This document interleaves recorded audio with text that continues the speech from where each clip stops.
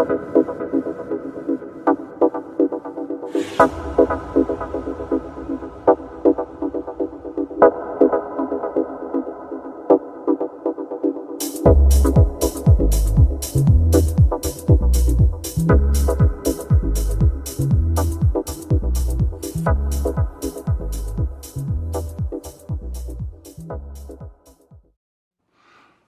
this one's for Gabby.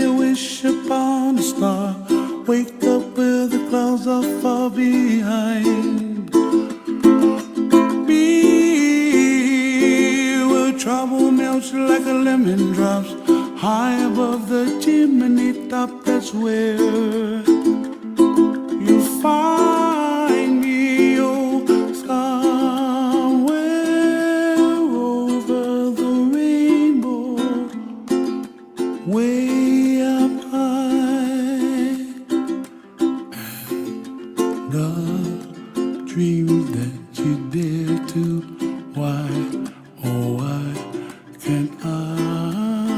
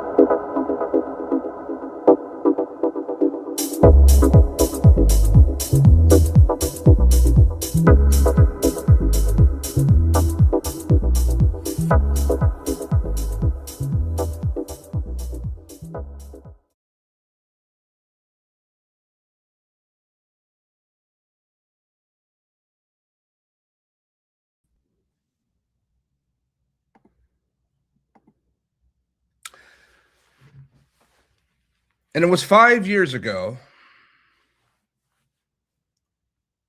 that we had the first GatherVerse Summit.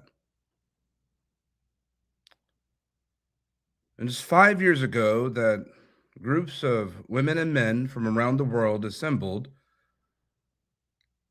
fresh on the heels of a pandemic, around their devices in living rooms and office spaces alike, and arrived together to meet at this intersection of emerging technologies and humanity, with this distinct need for observations at this intersection of accessibility,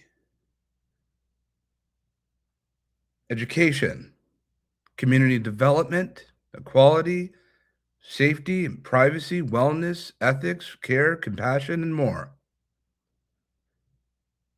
And it was at the conclusion of our first GatherVerse Summit, which is now our 40th that we assembled today, but at the conclusion of our first, the very next day, a war began in Ukraine and Russia, and is to this day still persistent. The next summit that we had was called Free Spring, dealing with mental wellness in the world. Many people had asked, why did you have this summit after such a successful summit of the first of its sorts, just months later? But sadly, at the conclusion of our second summit was a mass school shooting, hours after. And so forth and so on. We've had different events and summits where we've assembled minds, hearts, if you will, leaders, transmetropolitan, transcontinental from around the world to join us here at GatherVerse.live, which so many of you that have arrived today for day 2, we're thankful. And that are arriving at various social streams around the world, of whom are familiar and stranger alike to us. But for the occurring of the events and the activities of the things that are happening in this world, which are both beautiful, pretty, and terrible, it's just one of the reasons why we gather together to humanize technology one conversation at a time. We are in an unprecedented time of our lives of innovation, where technologies such as extended reality, visual intelligence, artificial intelligence, quantum computing, physics, physical AI, robotics, infrastructure are here, and they've arrived as if a storm were upon us, unaware.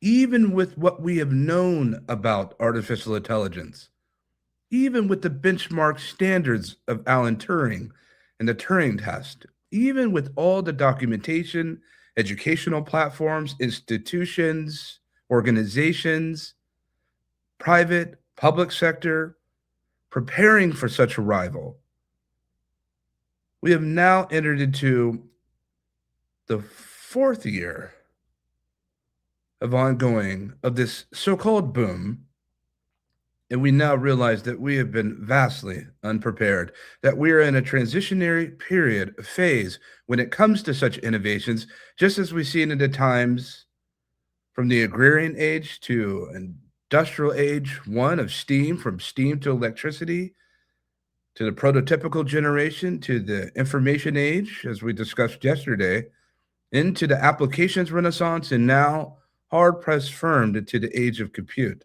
Wait, the age of intelligence. Wait, the age of the frontier? Where are we? And so we assemble. We're here at day 2, and our first roundtable dealing on the subject of human impact and that which is next and the responsibility that comes with us therein. Tell a neighbor, tell a friend, tell a colleague, perhaps even consider telling a stranger. Share this, that GatherVerse is live. There is so much to unpack, and as quick as it comes, as quick as it goes. But yet, here we are. We've arrived. There's much to share and to better understand because technology does not wait for us to be able to put together curriculum and books and lessons and deploy out. What happens when the technology becomes more advanced than the technologist? In many ways, this has come to pass. May our gather be well.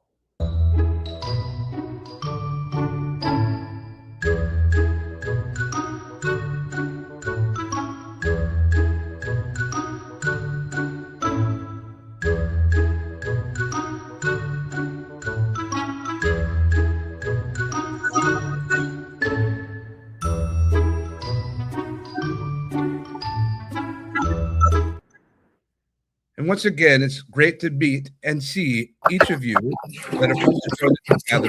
Ask that you would mute your mics, please, until called upon, and called upon you will be. We'd like to welcome everyone that's here with GatherVerse.live and our various social streams with us from around the world, transmetropolitan, transcontinental, as we arrive to our first roundtable of GatherVerse Summit 2026, 4th annual, day 2, 5th annual, our 40th Global Summit, and there is much to unpack.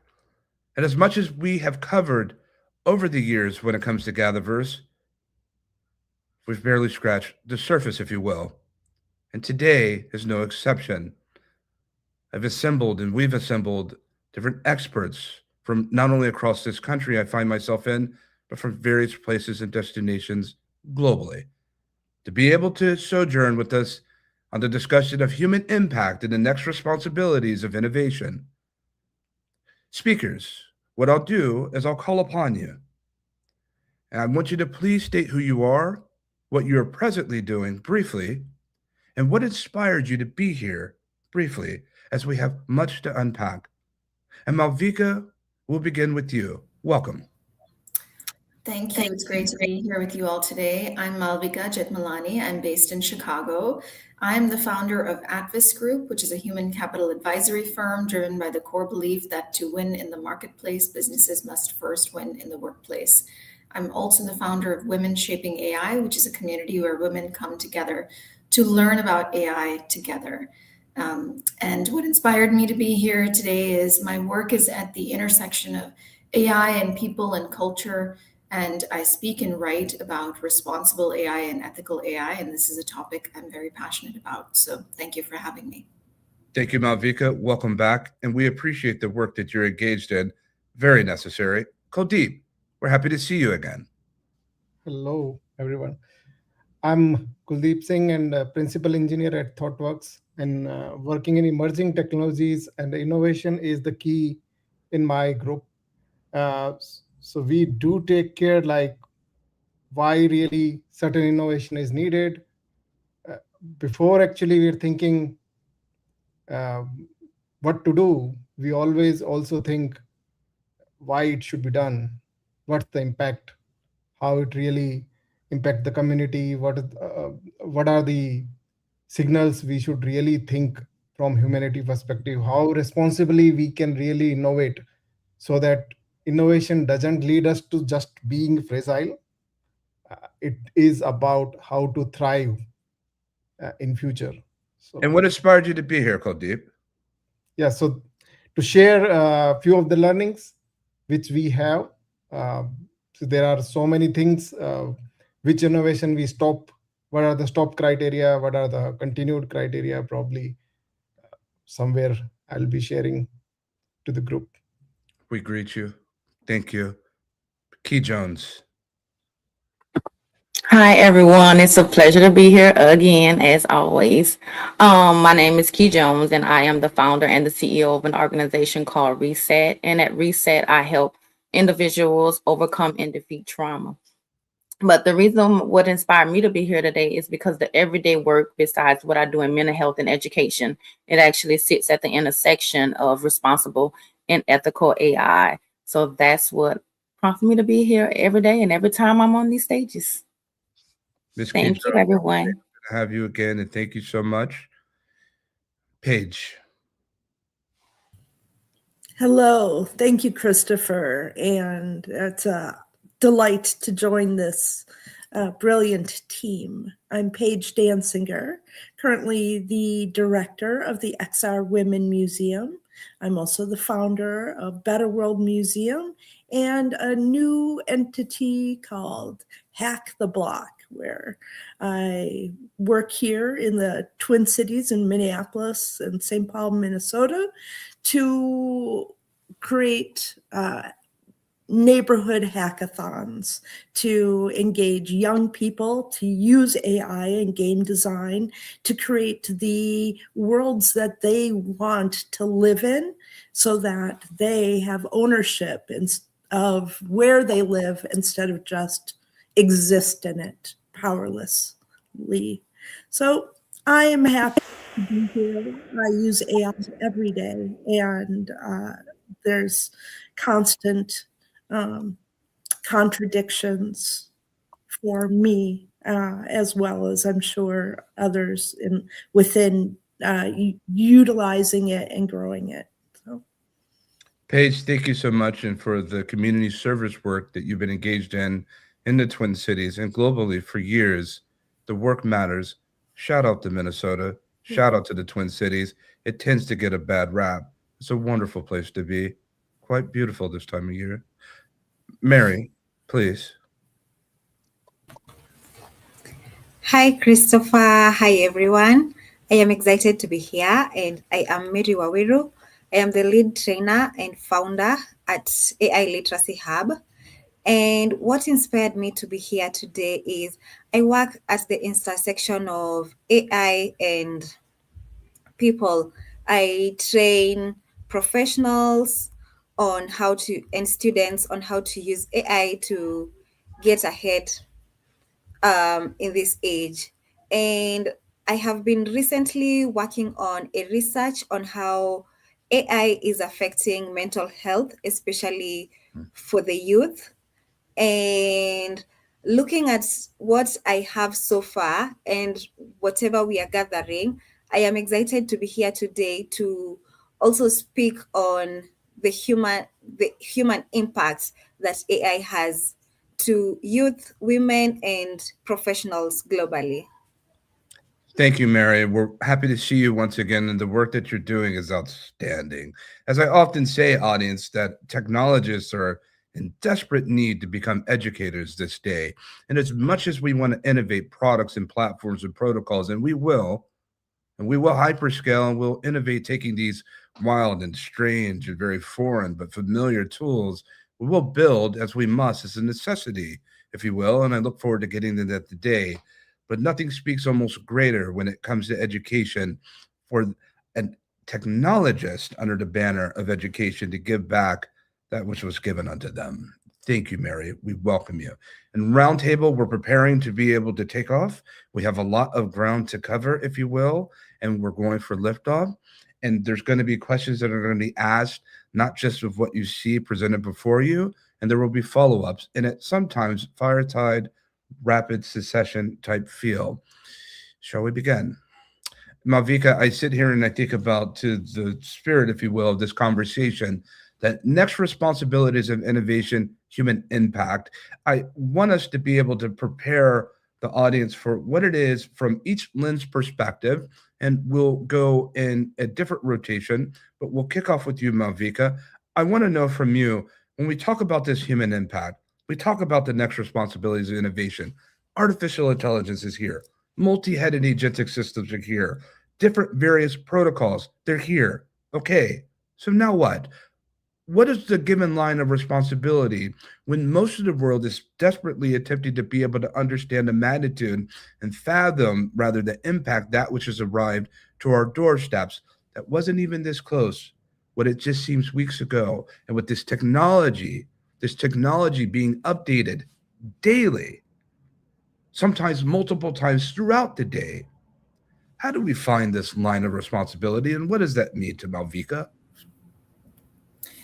Thank you, Christopher. I think we are faced with a couple of obstacles in terms of cultivating responsibility and accountability.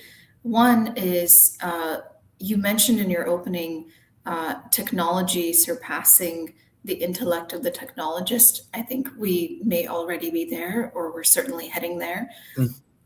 The second issue is we find ourselves in a world. Malvika, before you go into that second step, what leads you to believe in confirmation of that? You know, there are many instances where we have AI making sort of black box decisions and the technologists not being able to explain why the AI made a certain decision or recommendation and how it arrived there. If you listen to the interviews of technologists like Sam Altman, Dario Amore, et cetera, they often talk about how they cannot guarantee what direction this technology will take and what impact it will have on the safety and the survival of humanity. Sure. Geoffrey Hinton, who's named the godfather of AI, has himself mentioned that he believes there's a 10 to 20% chance that AI will wipe out humanity. Sure. So that's what I mean when I say technology surpassing the intellect of the technologists. I think the other issue we're faced with is we find ourselves in a world where a lot of these executives who are running these tech and AI organizations are incented to provide short-term profits and gains and to demonstrate short-term gains to their investors or shareholders. And a lot of what we are likely going to talk about today requires long-term thinking. And so what I do in my work to cultivate responsibility is treat AI like a high-impact system that needs clear owners, clear controls, and clear resource, not sort of best effort and we put our value statement on the wall and then we forgot about it. So I start by naming real accountability, who is responsible for the system during and after deployment, who can override it, and who has authority to pause and pull back if harms emerge. Microsoft's responsible AI standard is great to look at if people are not familiar with that one. And then next, I make human outcomes measurable. So I think we need to go beyond asking, is this output accurate? We need to ask, who could this exclude, demean, disadvantage, and how will we know? So NIST, the National Institute of Standards and Technology here in the US, also provides helpful governance here. And the last thing I'll say is, I think we need to insist on agency for people who are impacted. So whether it's notices, explanations, human fallback, recourse, we need human alternatives and an escalation path when systems fail us or when people need to contest the outcomes of the systems. And what is the overarching line of responsibility for you, Malvika, under the banner of everything you just expressed? The way I would explain it in sort of overarching broad terms is I endeavor to preserve the humanness and the dignity of the people involved every step of the way. Well put. Well, Matt, I think about this key as we rendezvous over to you and Paige and Mary Kuldeep. We're coming right around the corner with you. Thank you for sharing, Malvika. I sit here and think about what you just said now. Sure, we know that there's the godfather, as it was just expressed yesterday.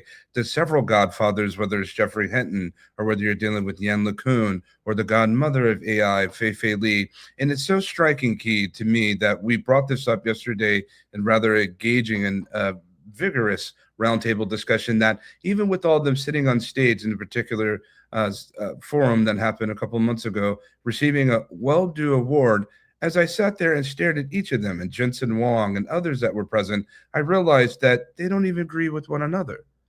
Malvika talked about the 20% of the existential risk that we're dealing with, of the 20% survival rate, if you will. That's not a very assuring half-life. But at the same time, the next door neighbor sitting next to him, Jan LeCun, believes, if you will, that it's all hogwash. So these are the biggest thinking minds that are assembled, and it's colloquial to say, and these are the ones who say that they understand AI. Page Key, right here with you because it's coming to you. They say that they understand it, and they do. These are the ones that innovated, and much alike. And Malvika talked about the Sam Altmans and the other different technologists and the Ilya Sutskever's. Their progeny have been the ones that have been able to innovate these generative pre-trained transformers and these type of large language foundational models.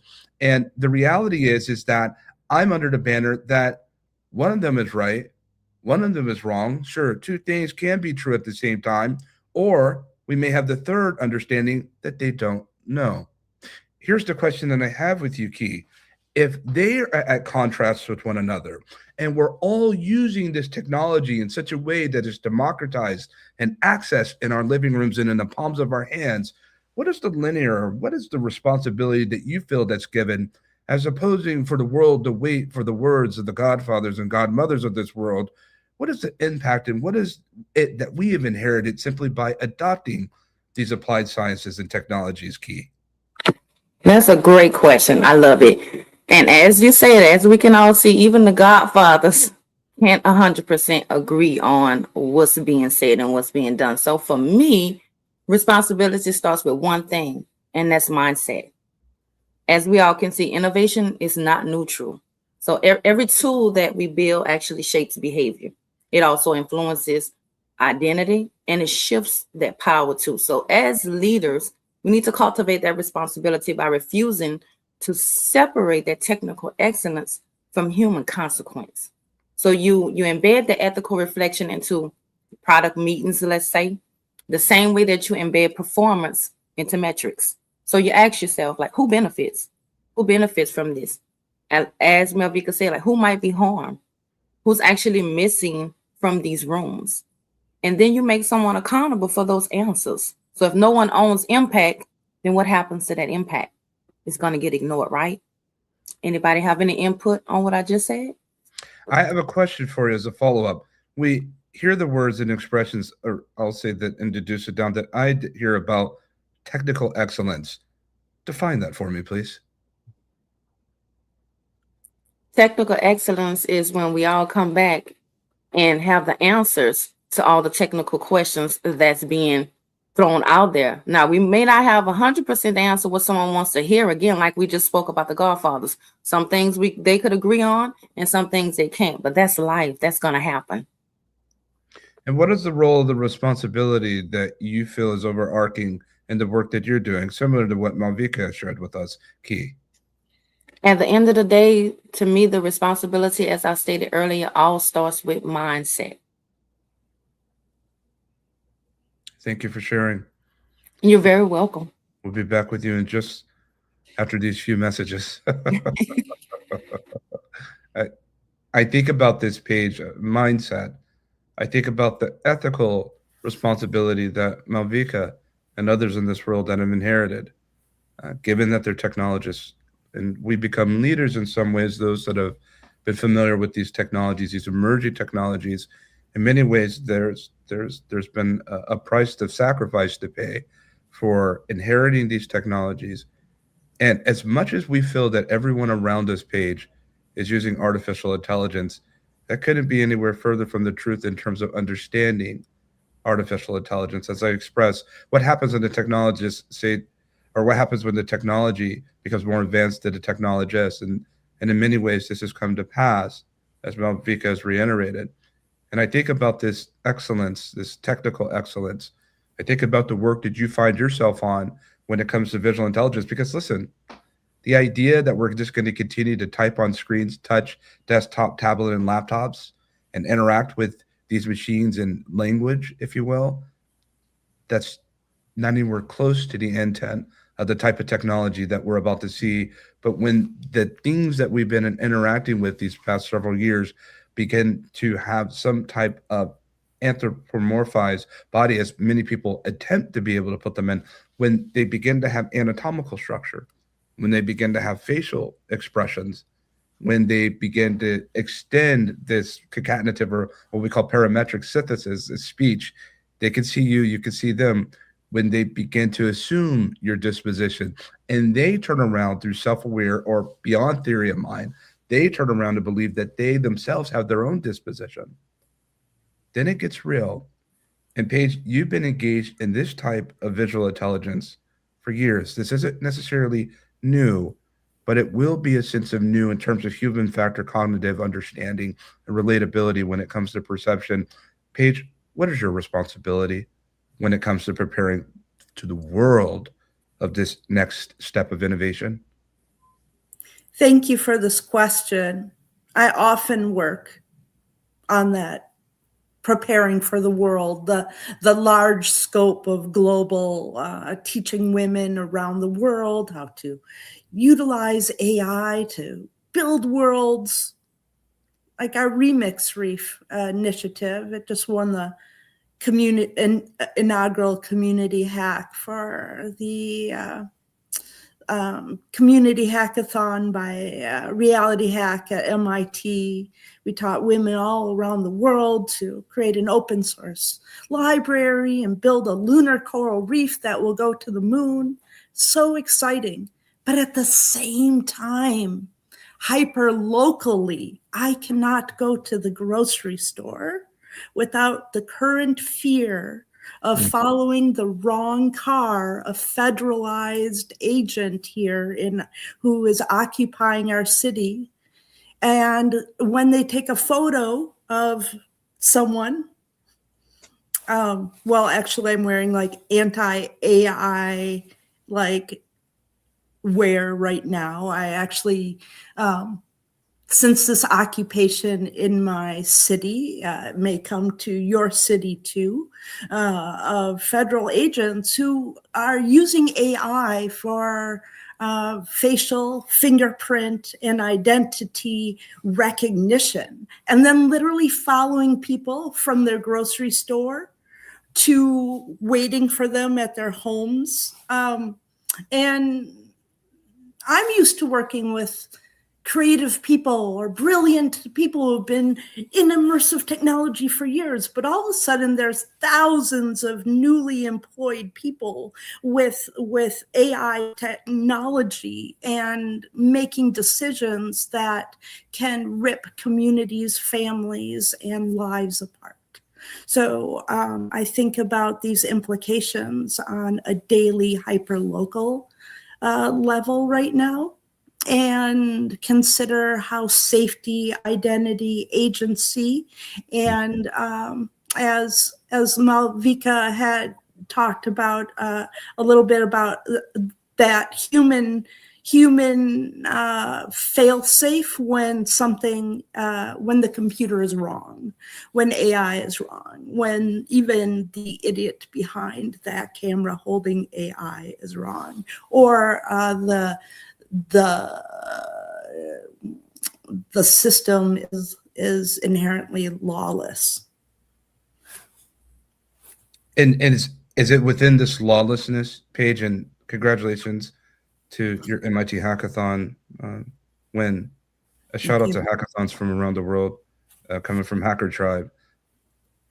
But is it within this lawlessness that you find a sense of responsibility, that you find a sense of an ethical guide? It's interesting when we talk about this lawlessness, as if you've entered into a vast and rather mighty forest, if you will, and someone forgot to leave the light on as we entered into this on the path, that we get so deep in amongst the branches and the brambles, and we find ourselves inherently responsible once we have found the path that someone paid before to leave the light on and to continue this track for others to come. Is it within this lawlessness and more that you find a sense of inherent responsibility for the next steps of innovation, Paige? No question about it. Community Hack the Block would not even exist if we weren't under this occupation, where now I'm thinking, well, what are the kids on my block? How can they become leaders, problem solvers, and partners with each other when there's good days and worse than today? So it's really important to consider, at least for me, how we're able to use AI and problem solving to make a better world. That's always been my responsibility focus. But right now, it's really working to combat hopelessness, fear, separation, and a sense that one can have control over their life in some way. So we're going to absolutely teach kids throughout our neighborhoods that they do have a future and their hands are powerful. It seems like we're in the season of the need for empathy.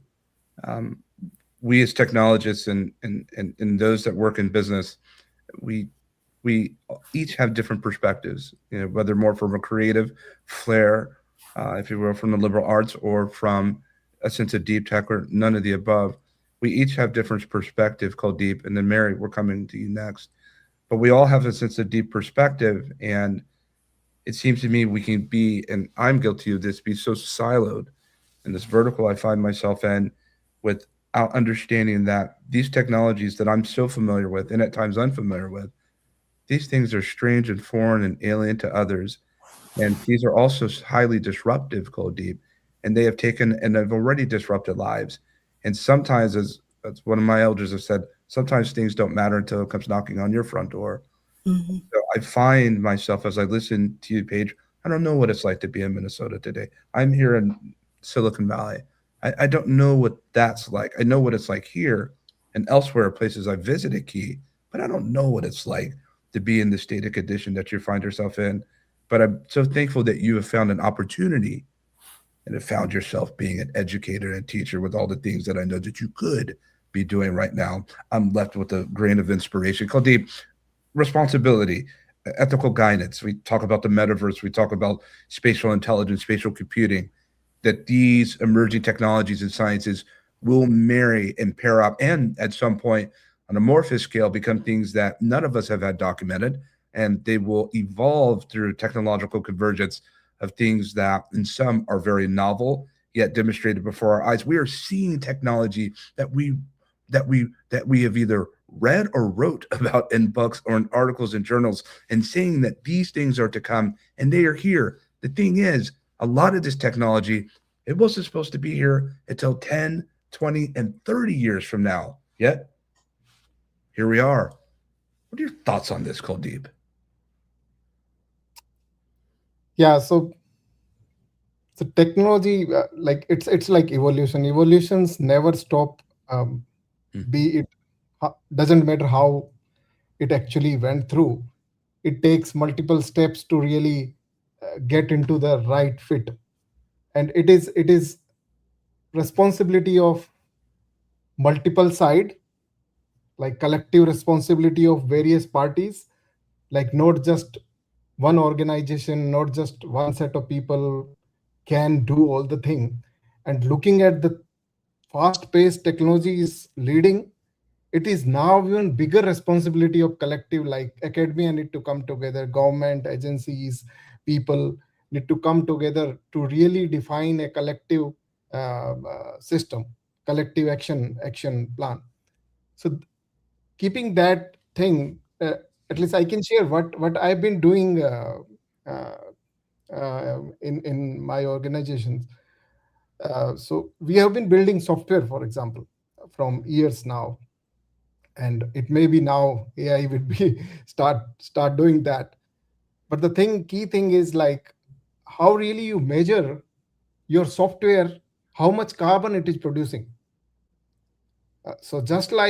So we contributed to a green software foundation. So where we even contributed to develop SDK that will tell like your web application or mobile app, how much carbon or what all library it is using. Based on that, how much computation is it consuming, which all cloud infrastructure it is using. Based on that, it will tell you how much carbon it is producing. How this thought came into is nudging. Like until you have nudges in front of you for various tech solutions, be it XR solution, be it metaverse solution, be it whatever solution, if I don't have a transparent nudging that if I'm using a chat GPT or any other solution, if I don't know how much carbon it is producing, how much the energy going behind that to write a query and get the response, I'll keep misusing the system. Sure. But once I start seeing those nudges in front of me, hey, one query means this many glasses of water, probably I'll stop myself then and there. So those things we are doing when developers are choosing library, they know which library is performant from battery perspective, from power perspective, from computation perspective. So this is one area where when we are actually going ahead with technology, especially in AI, we are using tons and tons of the computing power. Like which particular solution do we really need large language model for each and everything? Probably not. If I am talking about a hospital management system, which is very small But Kuldeep, domain. before you go into that, and we'll keep the remarks brief and we'll go to Mary, we have much to unpack.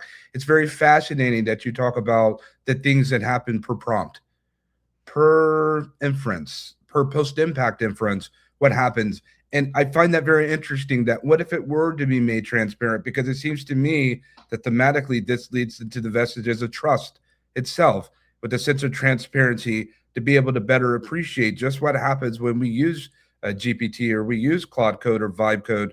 What are all the things that are happening? Because we'll just click, speak, type, text, prompt, iterate, communicate without almost a care in the world for all the impact that it has when it comes to planetary health, without a care in the world for all the data centers that have erected across this country and around the world. And the biggest investment in technology in the past 2 years that has superseded every single investment in technology over the past 100 years is investments in data compute infrastructure.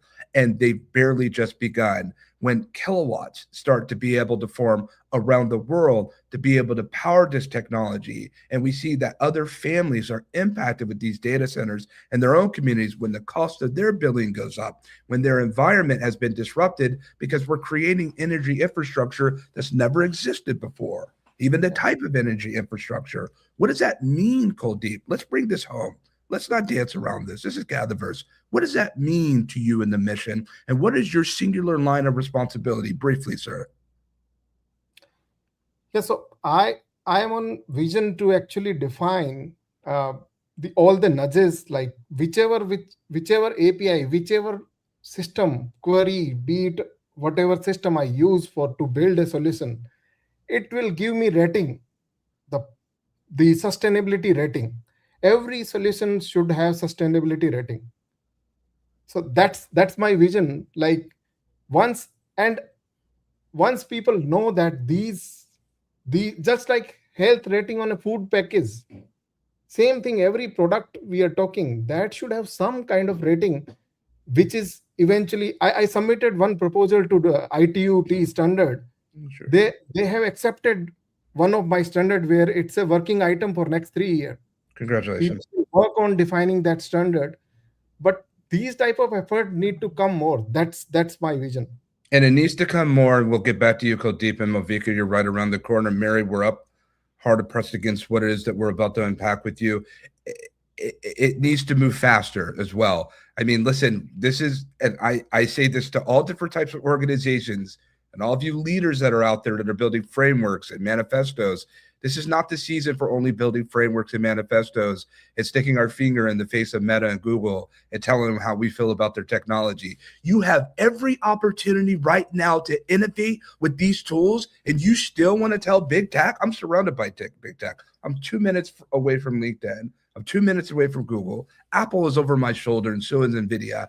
What do I look like going to tell them of what they're doing is wrong? Sure, everyone has a role to play. They must be allowed to play it. I understand that. But at the self-same time, we have this technology. When are we going to get to the point where we move from framework to actually building the platforms that we would want to see? And we're in this era where we're not only subjected to SaaS and software, you can build all these things. SaaS is taking a major hit, software as a service is taking a major hit right now because we finally have technologies that we don't have to be subjected to whatever social subscriptions that you have to offer us, and that we're so limited because we cannot build what it is that you have to offer us. We're building our own way. I say that to say is that we need to move desperately and fast as accelerationists for us that are to be able to say, okay, wait a second, there's too many frameworks and PDFs.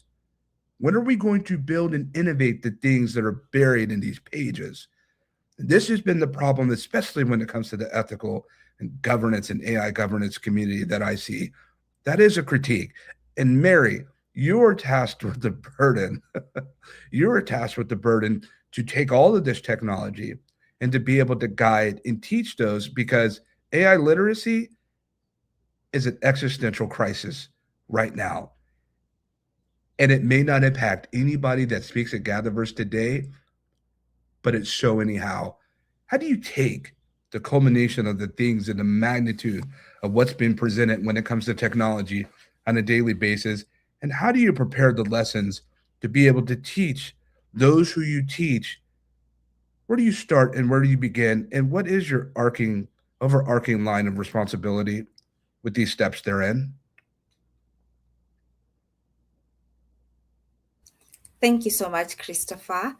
In AI literacy, right now where we are, we're not just focusing on the tools. We're not just focusing on prompt engineering. We're not just focusing on how to prompt, how to use these tools, but we are getting to a point where we are focusing on how these tools actually affect us as the users. Do we get any harm from it? Like, for example, right now we are working with critical thinking. When you're using ChatGPT, how, or whatever AI tool you're using, how does it affect your critical thinking at the end of the day? Your mental health. We've had so many Gen Zs and youths use AI for therapy, but at the end of the day, after 6 months, for the first day using it as therapy, it probably won't make a difference. But after 6 months, a year or two, what difference does it make to your mental health? And if it does impact your mental health in harmful ways, how do we address this, and how do you actually even know that it is affecting you negatively? Social aspects, when you are speaking, especially for youth and young people, when they use AI tools, they speak to them all day. There's all these chatbots that have been created. You speak to them all day and you feel like you are connected, but you have no social life. At the end of the day, it has affected you negatively. If you didn't have it, you would probably have had gone out and sought out friends or something.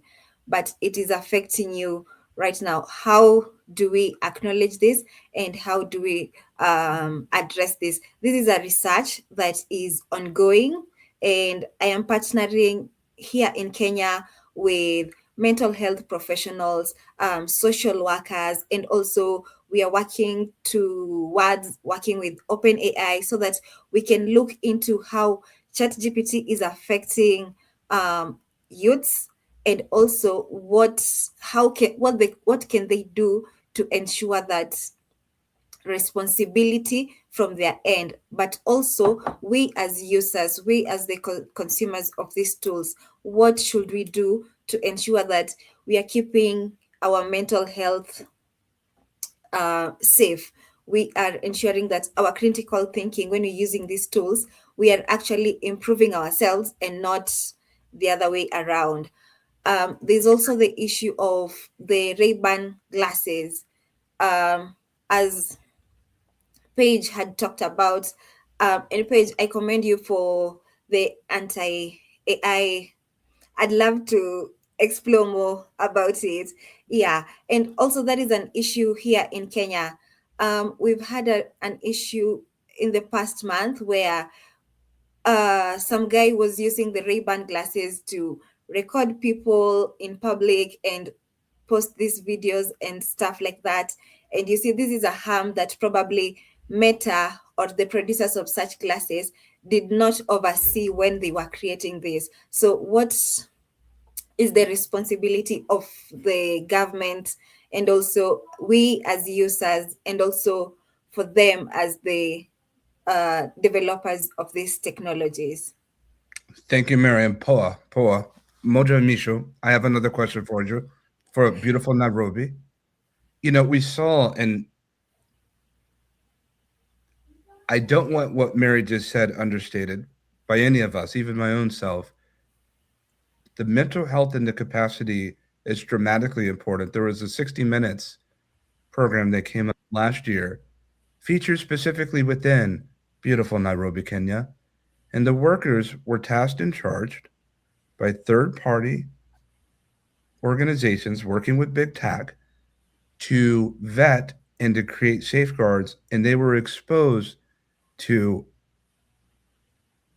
horrible content imagery and these diffusion models and these adversarial networks that can produce video and visual content.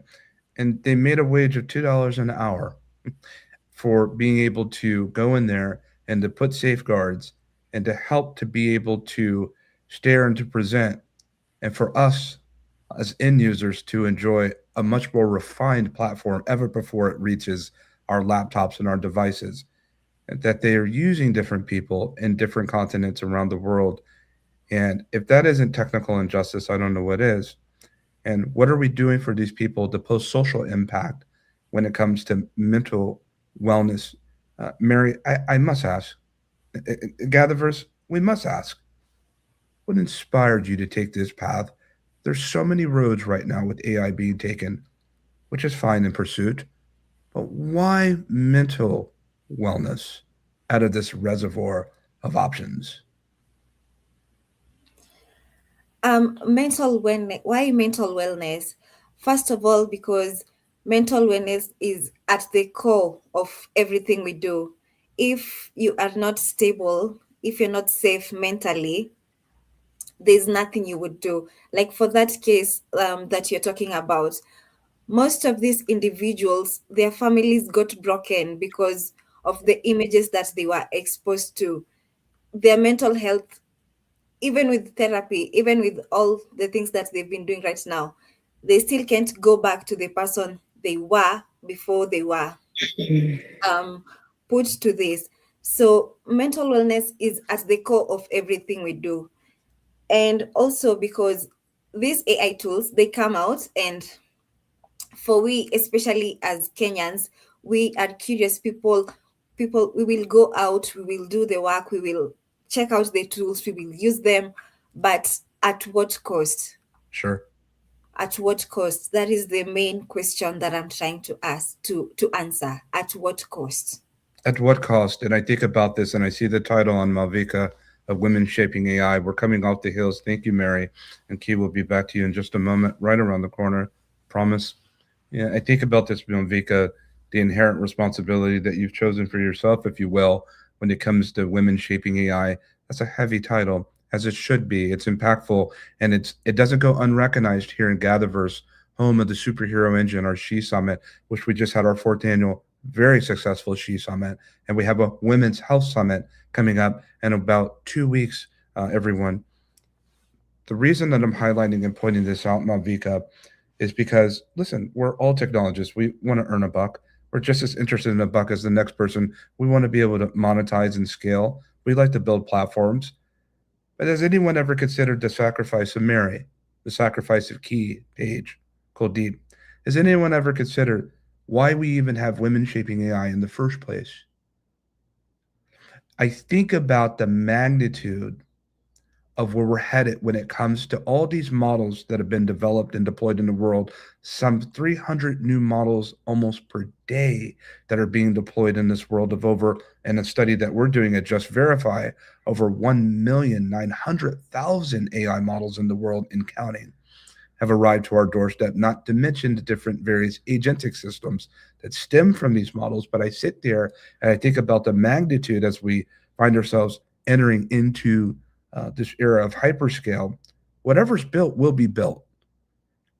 And it's a big deal when you go into the surgical theater and to know that the AI that is placing and doing surgery on you or assisted with the surgeon is using a machine that was made by men and sometimes without the appreciation of even a thought of consideration of a woman.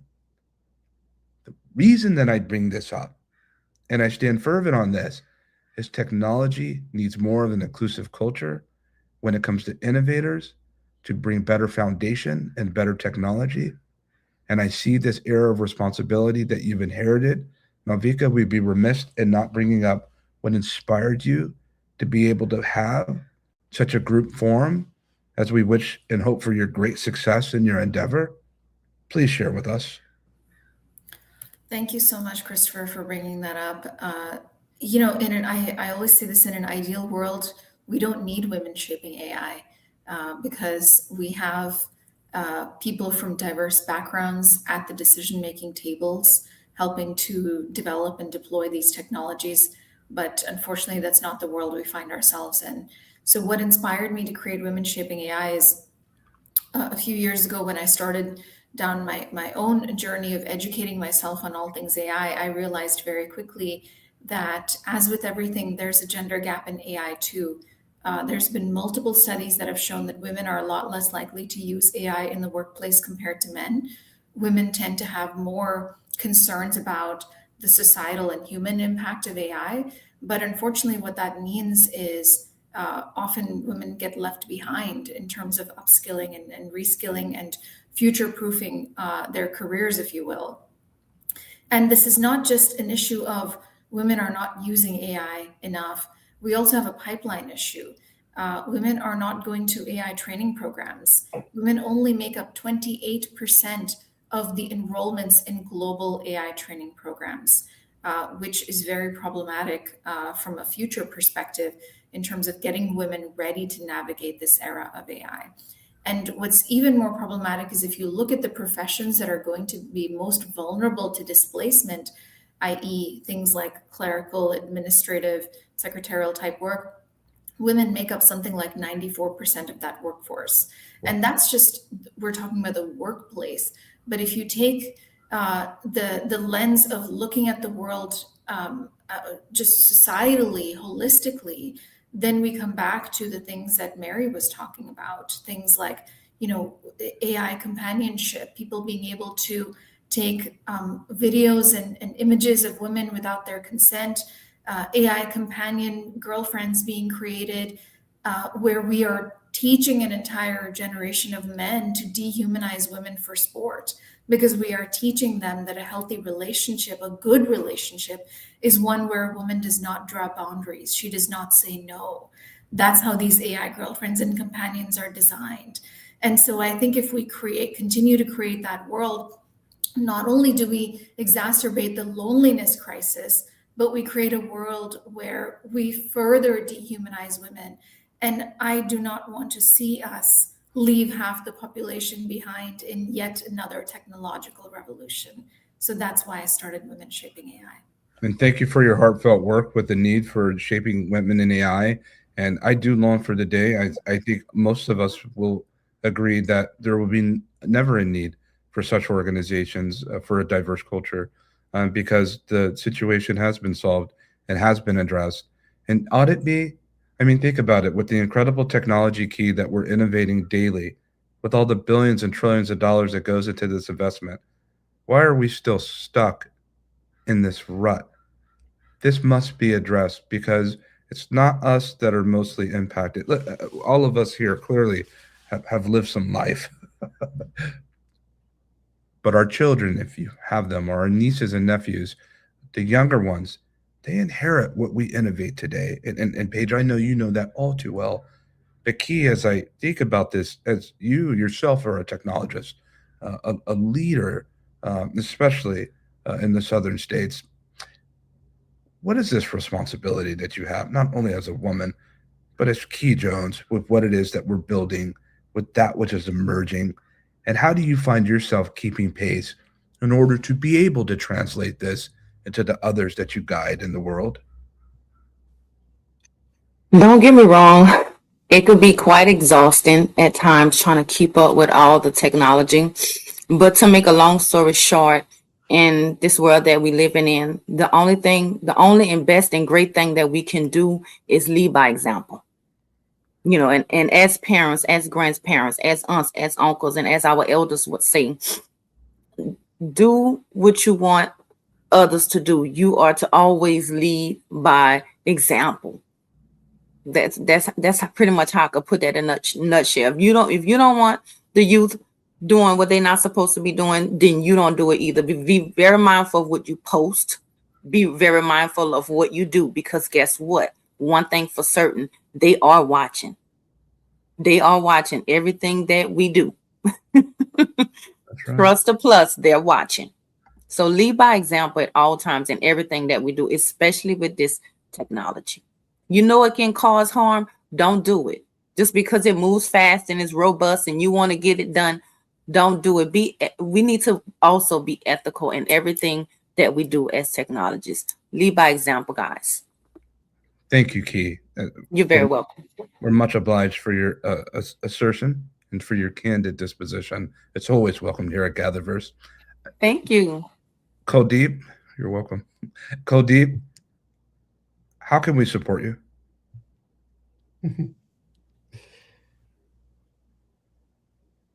Yeah, so I think, as I said, it's a collective responsibility. Sure.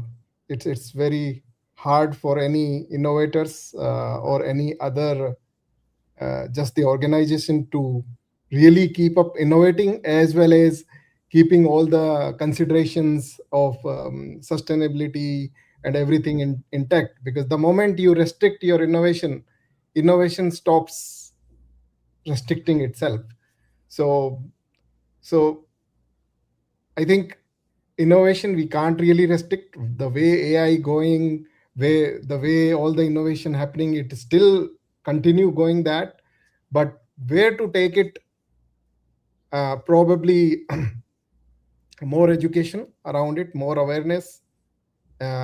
So a consortium or a group where that is innovating not just the tech innovation, but innovation in terms of how to use it, how to convey that message to the people who need it, how really make a user group that is inclusive enough to test certain thing and provide feedback to the builders. Because on one side, builders is making, are they getting real feedback? Probably not. So they might be continue producing the biased product, what they have. So it need a multi-party collaboration, then only the real thing we would reach. It seems that this is a runaway train and somebody left the brakes behind. And it seems that this is where we found ourselves. Kuldeep, thank you very much. And in closing, excuse me, Mary and Paige, I think we saw a bit of connectivity with both of you. I have a question that's for both of you. Is there a realistic possibility in this world? Kuldeep talks about it. Casey talked about it yesterday, for us to assemble together in community. Must it be only hyper-local? Is there a real opportunity from this child of Minnesota and from this daughter of Kenya to align together, to come together, to arrive, to put solvency to what Kuldeep just said? Can you both see a world where you both are paired together, building and innovating together? Do you both have that desire? Can you both commit to doing that right here on stage with GatherVerse? Will you both stand and to be able to raise that chalice and to assume mantle? Will you? Mary, Paige? Mary? For me, easily. In fact, Remix Reef included women from Africa as well as Colombia, Canada, and America. And we're sending our Remix Reef to the moon. Behind me, you see an exhibit called AI and the Aesthetics of Becoming. We have creators from global spaces around the world. And I sit behind me with the work of Leah Ko, as well as Arena Reku, women from diverse places around the world, museums, art, song. All of these can be utilized with creating togetherness. Mary, I would love to work with you. Yes, Paige, I would also love to work with you. And I'm excited to meet you here.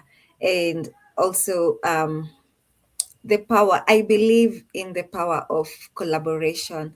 Like Kaldeep said, there's need for feedback from both sides, from us as the users, and also from them as the developers.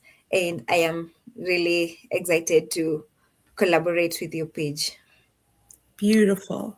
I look forward to that. XR Women also has a student chapter in Kenya, the XR Women of Africa group led by Diana and Jerry. And we look forward to creating multiple ways of working together. This is rather excellent, and I'm so encouraged by what I'm seeing unpack on this stage today. I sit here in closing, audience, as I sit here and we've been presented by these leaders that have adorned this stage, which we're so thankful for, being able to have each of you in your heartfelt expressions.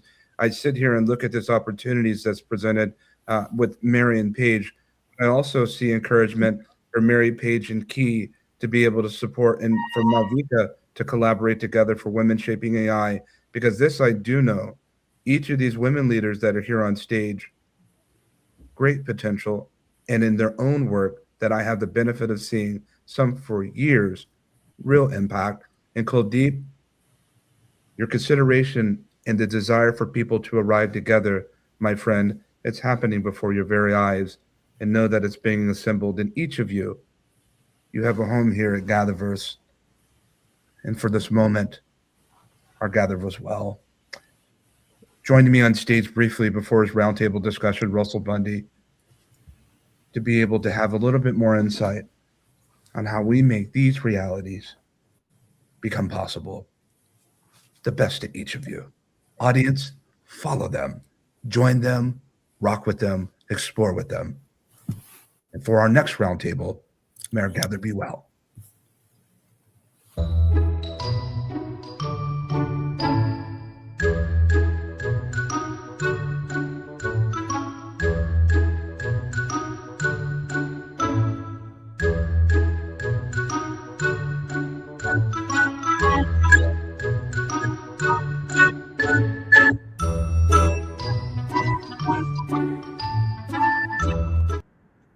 As we sit here and think about this extraordinary roundtable, and welcome back, everyone. Sit here and think about this extraordinary roundtable as we're getting ready to head into our next roundtable discussion, led by Russell Bundy, and he has an assortment of different various experts from around the world that have come in to join him. Russell, what are you thinking already so far of the arrival of day two? In one word, what a way to kickstart of day two. It has been very insightful. There was so much shared, and so much expressions were shared too. And I just think that I think we're all very aligned in terms of like putting humanity first, right? And putting humanity at the center and the centricity of everything that we do. This is the exact same as what happened with day one.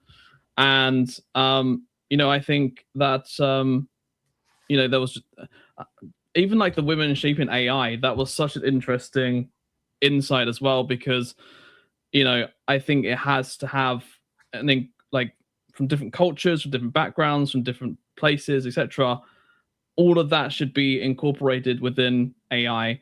And I just thought that was very interesting in that component side of things too, and adding the women's side to that as well. So, yeah, I think it's, just a great way in which we're kind of, kicking off with day 2. And I think honestly, there is so much more to come and so much more to discuss as well. Thank you for sharing that and providing that synopsis of this first roundtable discussion we've had for day 2, Russell. I'd be remiss in not asking you, at least to some line of familiarity, what do you sense that your overarching responsibility as a technologist is when it comes to these emerging technologies, just as we've asked our previous speakers in roundtable? And I ask this is because we're on the heels of an incredible roundtable that's about to take shape before us when it comes to innovation and obligation, which we have a roster of incredible speakers and those that are impassioned to share. But what do you find inherently your role in line of responsibility? I have a sense on what that is, what we do together, but please, if you could briefly share, we would be appreciative. For me, it's about when it comes to the trust side of things, right? In terms of allowing people autonomy, or even businesses have autonomy to be able to trust these systems, and having a way in which we can verify and be able to trust them, and giving what I like to call trust evidence and verifiable evidence to show that, so that people can understand from the different standards and the metrics are seen, not just, I don't mean from the performance side of things, but also in terms of how these AIs behave too, right? And how they interact, and how we interact and have relationships with them on a daily basis. In terms of that side of things as well, that side is also very important to this. So from my point of view, it's all about, what I like to say is verify and trust. And I think I guess in a nutshell, what I think responsibility from my side of thing is making sure that people have a way in which to know how to trust, or being able to know a way, understanding what to trust, and also being able to provide companies as well in a way in which they can be able to trust too, but also govern policy, etc. And also alignment with human values as well, which is also fundamental to all this. So yeah. It seems that a hot button topic of this narrative for 2026 entering in, even in coming into heels of 2025, is this word trust. We set part of our whole summit that we have here this week based on trust. Why is that so almost near sacredly important, Russell? I think, I saw a very interesting statistic recently that, only 5% of the entire US population actually trusts AI. Now, if that doesn't tell you what you need to know, then I don't know what else to tell you. And the thing is, the adoption is going a lot more higher than what people are trusting. And if anything, distrust is still happening, where people actually trust it, but then they distrust it after using it.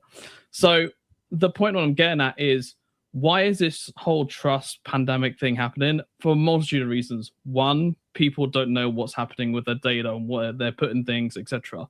Two, they don't know AI and the intelligence, where this is going, where this is heading. When we talk about autonomous, when we talk about like fully autonomous, multi-agent head systems, which you mentioned earlier, Christopher, as well. Agents are becoming extremely more important, and people are starting to use these a lot more every single day. And then when you start sending these AIs out on your behalf, you have to rely upon them and be able to trust them to do what they're supposed to on your behalf. So the point I'm getting at is, trust is a key component within this all the way across the board. And unless you have that trust with AI, or a way in which you can trust AI, then adoption is going to drop. People are going to distrust them. You might even have, backlash, from it all. And ultimately, humanity might just go and say, no, we don't want any of this. It's quite fascinating. And I'm looking forward to your next roundtable discussion in innovation and obligation, where I'm sure that trust will not only be mentioned by you, but those that are attending. And there is for sure alignment thematically thus far with these roundtable discussions. I'll leave you to, and to be able to have you go back and to be able to prepare for your roundtable discussion. Thank you, Russell. Thank you.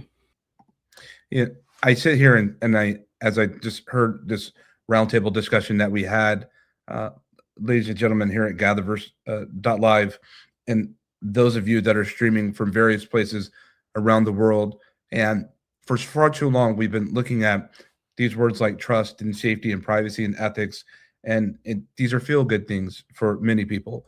And these are frameworks for many people. But we must realize the urgency of manifesting and putting these frameworks to action. We must. And what I don't want to see in this world is for those that are building these frameworks for trust and for ethics and safety to be fragmented.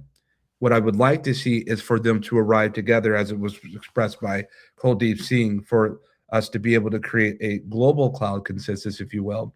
And what I would like even more on top of that is I would like for anyone that's sitting here, I know that there's whole entire offices and organizations and different people that are working, that are broadcasting this to their channels and to their feeds.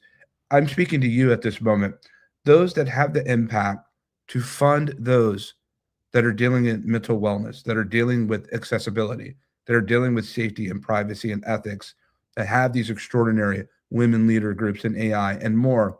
I would like for them to be more funded. As much as we fund these data centers, might we fund the human heart? May our gather be well.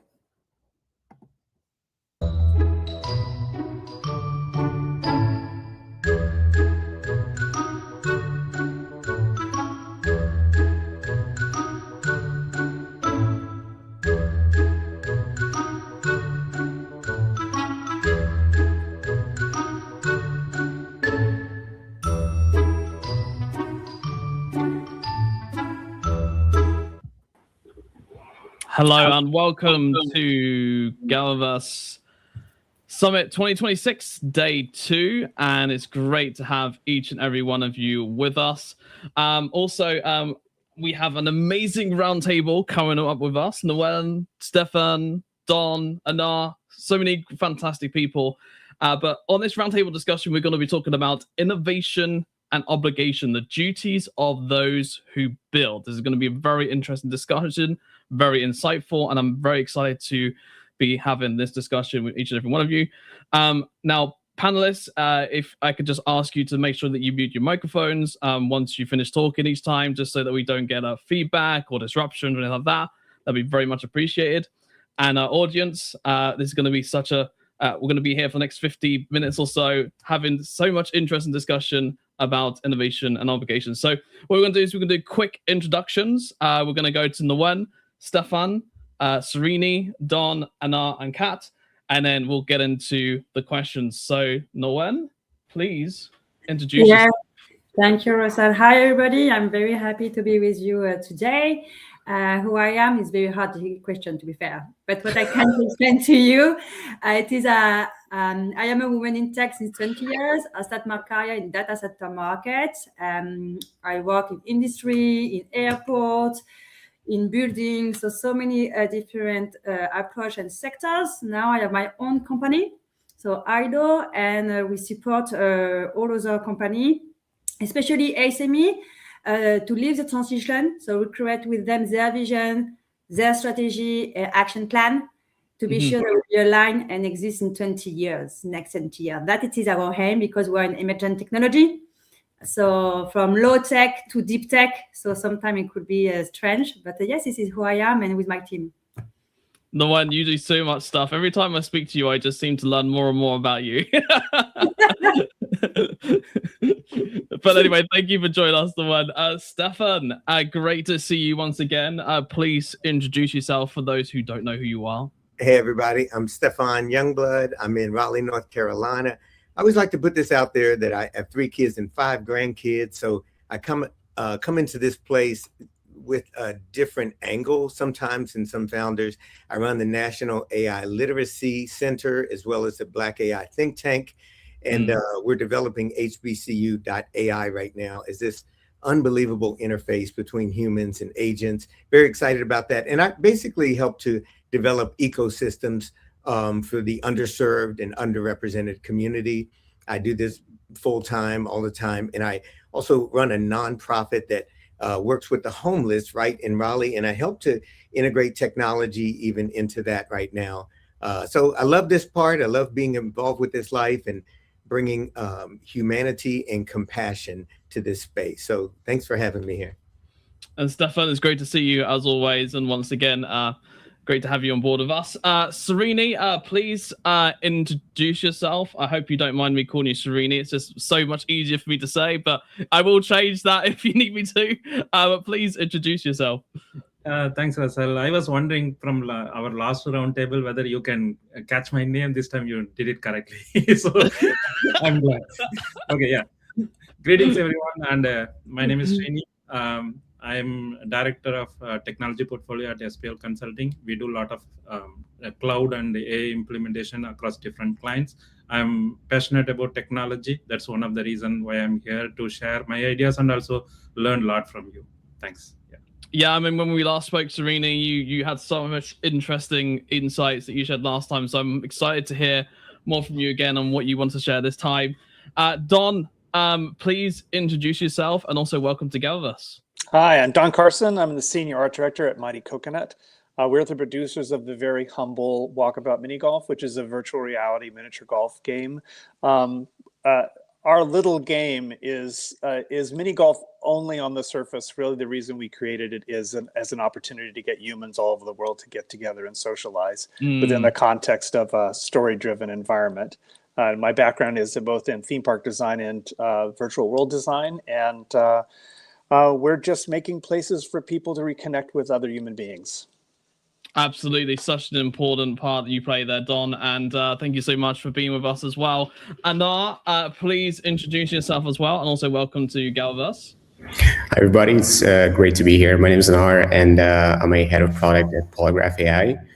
We're building a suite of AI security products, and we're targeting sensitive environments to basically help them integrate AI without the risks of AI. So yeah, it's a great pleasure to be here. Thanks. And it's great to have you with us as well. And it looks like we've lost one, but never mind. I'll quickly introduce myself. My name is Russell. I am the co-founder of Just Verify and also Global Affairs Director at GatherVerse. Let me just get my words right. And at Just Verify, we're focused on building the trust infrastructure for AI. We're focusing on allowing individuals and companies to have a verifiable way in which they are able to trust AI in a nutshell. And, we continuously verify, how the models behave and perform, etc., and giving you that first-hand evidence so that you can choose on what you want to trust and not. And Kat King, please introduce yourself and also welcome back. Thank you. Can everybody hear me? Yes, loud and clear. Okay. Fantastic. Well, hi everybody. I'm Kat King, and I am the creator and producer of a sci-fi XR project called Glass Stars, and I'm also building an AR companion system for that called Perceptor, which is focused on perception support and cognitive safety. If you don't already know who I am at all, let me just tell you right now, I'm a disabled Army veteran. I live with treatment-resistant schizophrenia. That includes chronic psychosis, hallucinations, visual, tactile, all kinds, all manner of them. I've lived with it for over half my adult life now since leaving the military.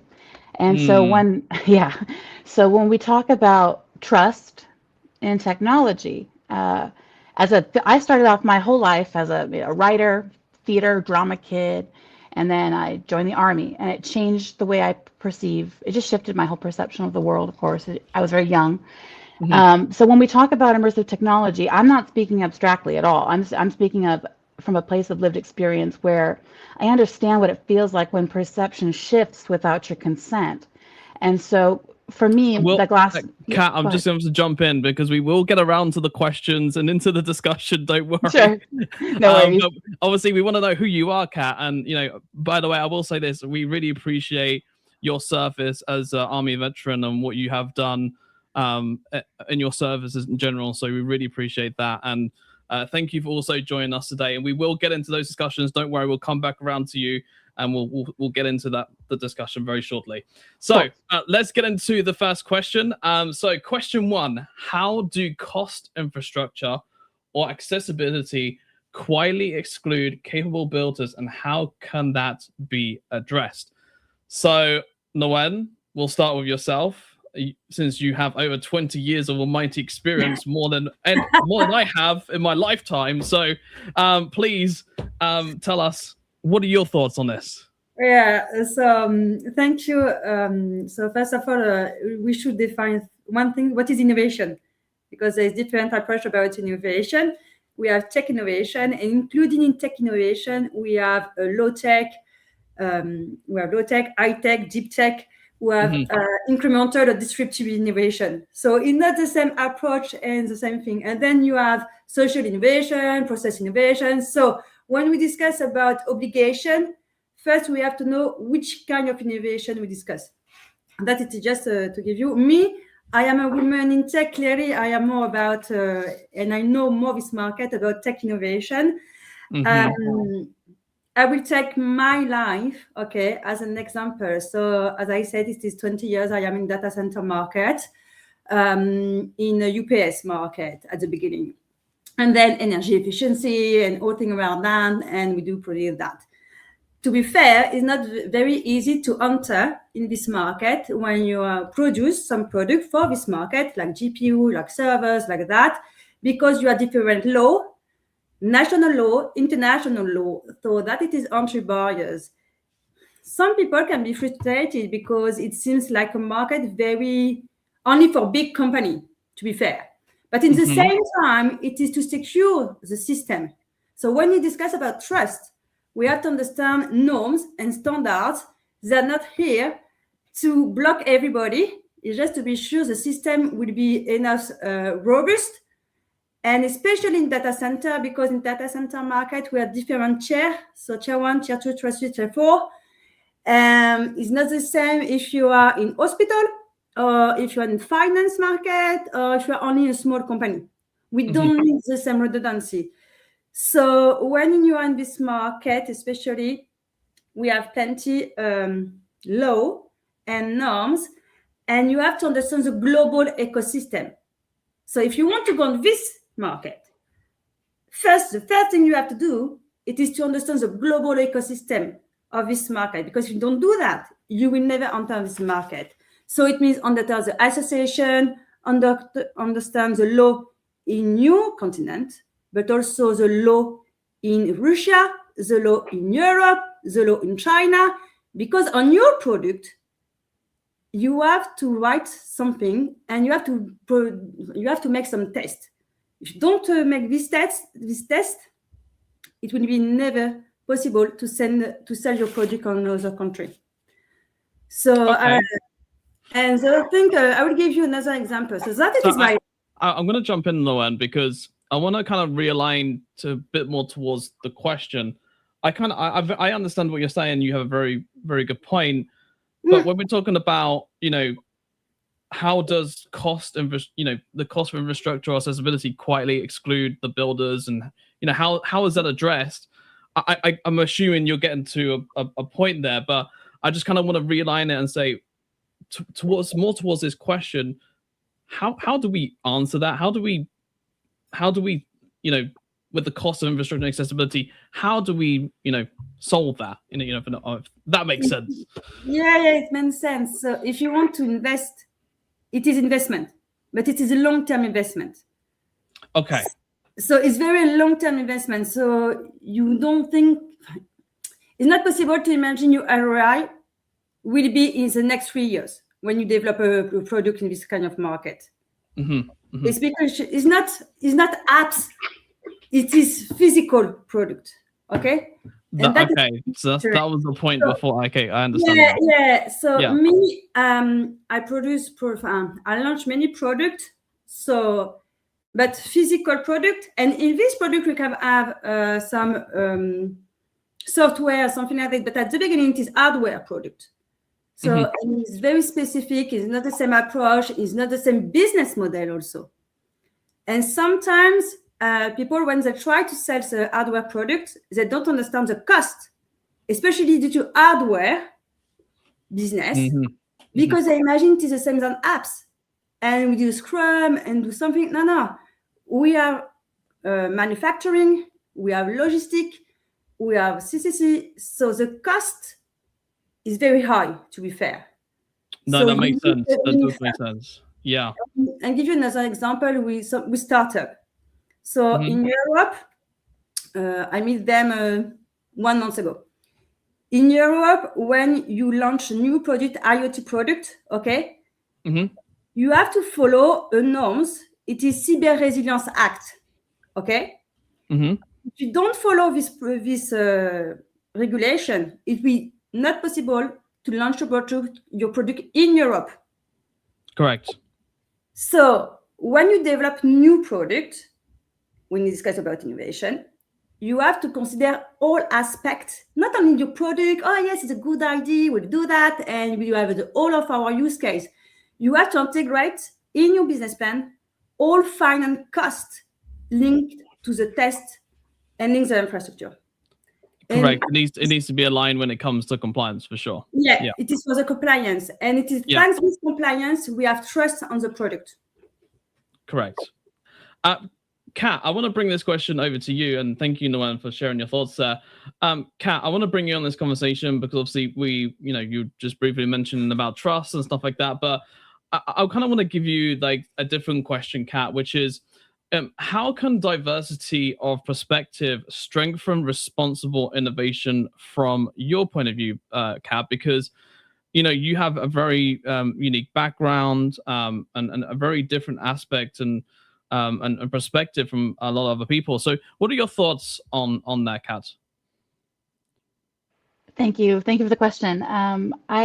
It's a great question. I think really from my point of view, it just is about actually kind of will tie in with what our other guests are saying, our panelists are saying already, which is that trust will come through compliance and law, but if the law doesn't include people like me, people who have perceptual disturbances, and I'm not the only one. I mean, perceptual disturbances can affect people who don't have schizophrenia. Anybody can really be affected by psychosis, and sometimes the intensity of the systems that I have already experienced, like I love gaming, I love film, I love all of that fun stuff, but I also know that there are certain systems that my cognitive system up here can't really handle. So the question will always come down to, for me, first of all, I'm just the average day, everyday person here. I was homeless, so when Stefan introduced himself, I was like, I have had the experience of who can afford that hardware, who has the internet that can support that hardware or that headset. The headsets cost hundreds of dollars. I don't have money for that. And how do they serve to help me stay grounded in the objective world around me when there's already so much visual noise? So from that perspective, I just know that it's important that we think about who can afford it, who has access, who has a safe space to experiment, and who has the time that's not already consumed by survival. When as an American citizen, I can tell you right now, there's been a lot of reporting on the average American can't afford a $300 emergency. Wow. So that's crazy. I'm one of those people. So until recently, when the VA approved me for disability compensation after all that time, I couldn't have come to any of those conferences. I couldn't have flown out to LA, or I'm in Seattle, and I couldn't have flown anywhere to come speak at any of these events. I'm so grateful to GatherVerse for hosting this online and giving me the access to be able to speak here today. So if we want broader, the question is, who is it for? Who is this all for?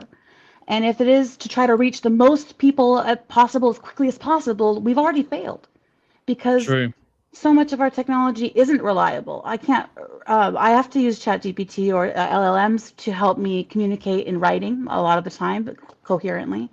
So when it comes back to trust and compliance and laws, you're absolutely right when you say, oh yeah, it depends on what the law is in Russia, and it depends on what the law is in South Korea, and they could be completely different. And a lot of it will come back to who are they leaving out of their compliance laws? Whose people, who are the minority or marginalized groups who these laws are not supporting or uplifting or acknowledging that we exist, and that if we start just painting our surroundings with all this new visual noise, especially with augmented reality, which I use, I feel like we just have to be careful and mindful about who we're impacting with this technology. And I do see disclaimers. I see disclaimers, Right. but the disclaimers are long. They're wordy. It's all legal jargon that the average person with an 8th grade education in the United States isn't going to A, sit still for to pay attention to, and B, it's just so long and complicated. So it's at the corporate level, at the nonprofit level, everybody has to ask ourselves, what are we doing this for? Who is it for? And then grant pathways that don't require elite institutional backing. Allow people like me to come to the table and share some of the ways that we access and let us feed back to you and let you know how your technologies are affecting people like me. Because I'm not the only person who suffers from psychotic like symptoms, especially the hallucinations. Right. You know. That's correct. Yeah, no, you do bring up a very good point, Kat. And, you know, it does make me think about, you know, like, because I saw that about OpenAI, you know, they're looking to, you know, create their own physical product. One of the things they're looking to do is a smart speaker. And like the one said, you know, doing physical AI or doing anything along, you know, with devices, you know, there's a lot of heavy costs to that. And, you know, that one of the things that they've been arguing, Kat, is, you know, where are they going to price this smart speaker? And then even if you do price it right, because it has a camera on there compared to my smart speaker over here, which I won't say what it is because otherwise it'll go off. But the smart speakers that are already out, they don't even have cameras on them, right? Whereas the OpenAI one is looking to have a camera on it. So now we're talking like invasion of privacy. We're looking at when they had the Super Bowl, for example, and they did the whole Ring, ad, you know, super ad as well, where they're like, yeah, you can go and, you know, look at all your neighborhoods and stuff like that. People don't want that. People don't want to go, oh, I want to go around finding a dog and then, you know, looking everywhere on the Ring doorbells, the door cameras. So at what point is it like, you know, where AI within physical products, like the one I'm saying, you know, at what point, you know, A, not only just the cost side and the affordability, but B, also what I think about the privacy side, the invasion, etc., on that side of things too. So I think there's a multitude of areas which we've got to think about here, including governance, compliance, policies, responsible AI, etc. We can chuck a load of other stuff on top of that. But the point is, when you start putting AI into physical items, that's where it gets complicated, especially when you start adding cameras and stuff. So, Stefan, I'm going to bring into this conversation. I can see you nodding your head. You have so much more ads. So I'm literally just passing the baton to you now, Stefan, and saying, right, Stefan, go ahead, do your thing. What are your thoughts? I don't get an actual question, but that's okay. So here's one thing. I actually feel like we've passed the point of where we're training AI a lot. I think actually something has happened of an inflection point where AI is doing some training of us, and the cat is sort of out of the bag that cameras will be everywhere. I wish any of us could stop that, or that we could stop the speakers from happening anywhere. I saw a new product somebody was doing the other day. All it is a speaker, this super speaker that can hear everything around you so it can do your work for you. And he said, you can even put one in your nightstand and it can be listening. Who wants a speaker in their nightstand to hear everything, y'all? Imagine that. So, so it goes a long ways. And I like the question she said, what is this for? Number one, I think it's probably not, it is a what, but she said, who is it for? I think it's for people at the top who are looking for power, money, and control. And that's also the what. So us coming in here and saying, well, what's my place that I can play in that to be some sort of a connector? One of your questions, you mentioned the word empathy, and I see empathy as sort of caring deeply about somebody, that you feel it for them. And compassion is when you add kind of hands and arms and legs and feet, and you actually do something about that.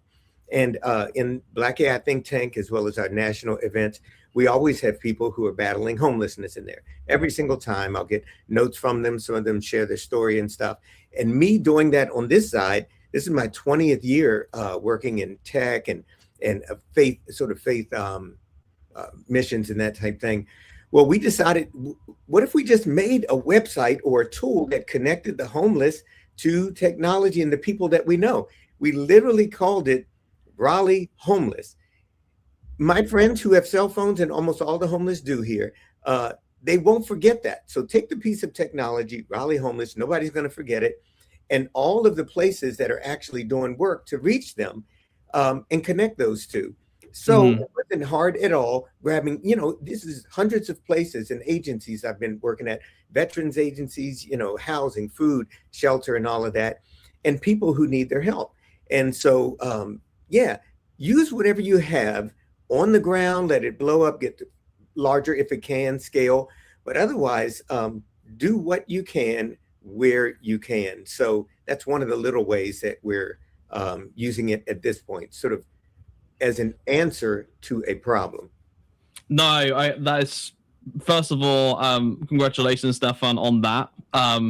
And second of all, I think it's superb work in what you're doing. Closing that gap, I think, is much needed. When it comes to not only homelessness, but also like just people that just have problems, like in everyday problems, like even like medical problems, like CAT, for example. Closing that gap in any sort of way, shape, or form.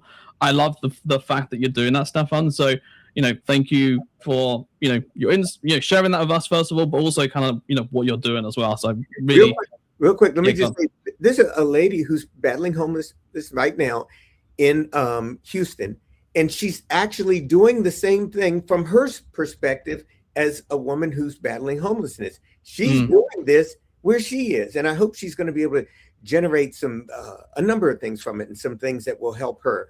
But even in her spot, she sees it, and we work together on some of this stuff, and she's developing one for her own city right now. Well, like I said, thank you for sharing once again, Stefan. And I do want to continue the conversation of, when we talk about empathy, compassion, trust, when we talk about humanity, when we talk about all these different parts, then we're talking about technology and innovation, deep tech, emergent tech, etc. Serini, all of these technologies coming together and all this innovation happening all at once. And by the way, this is not on script on the questions, just FYI. And by the way, panelists, I will ask another question that is not on the card, just FYI as well. But Serini, when all these emergent technologies are coming together like this, what does it mean for both innovation, but also for humanity as well? Like for what you do when it comes to enterprises, businesses, but also for, homelessness, when it comes to, other problems as well. How, from your perspective, how does that come together with all these technologies? It's actually a very interesting question, Russell. So one thing is the flow is never the same. Okay, it's always different for different groups, different people, different communities. It's never the same.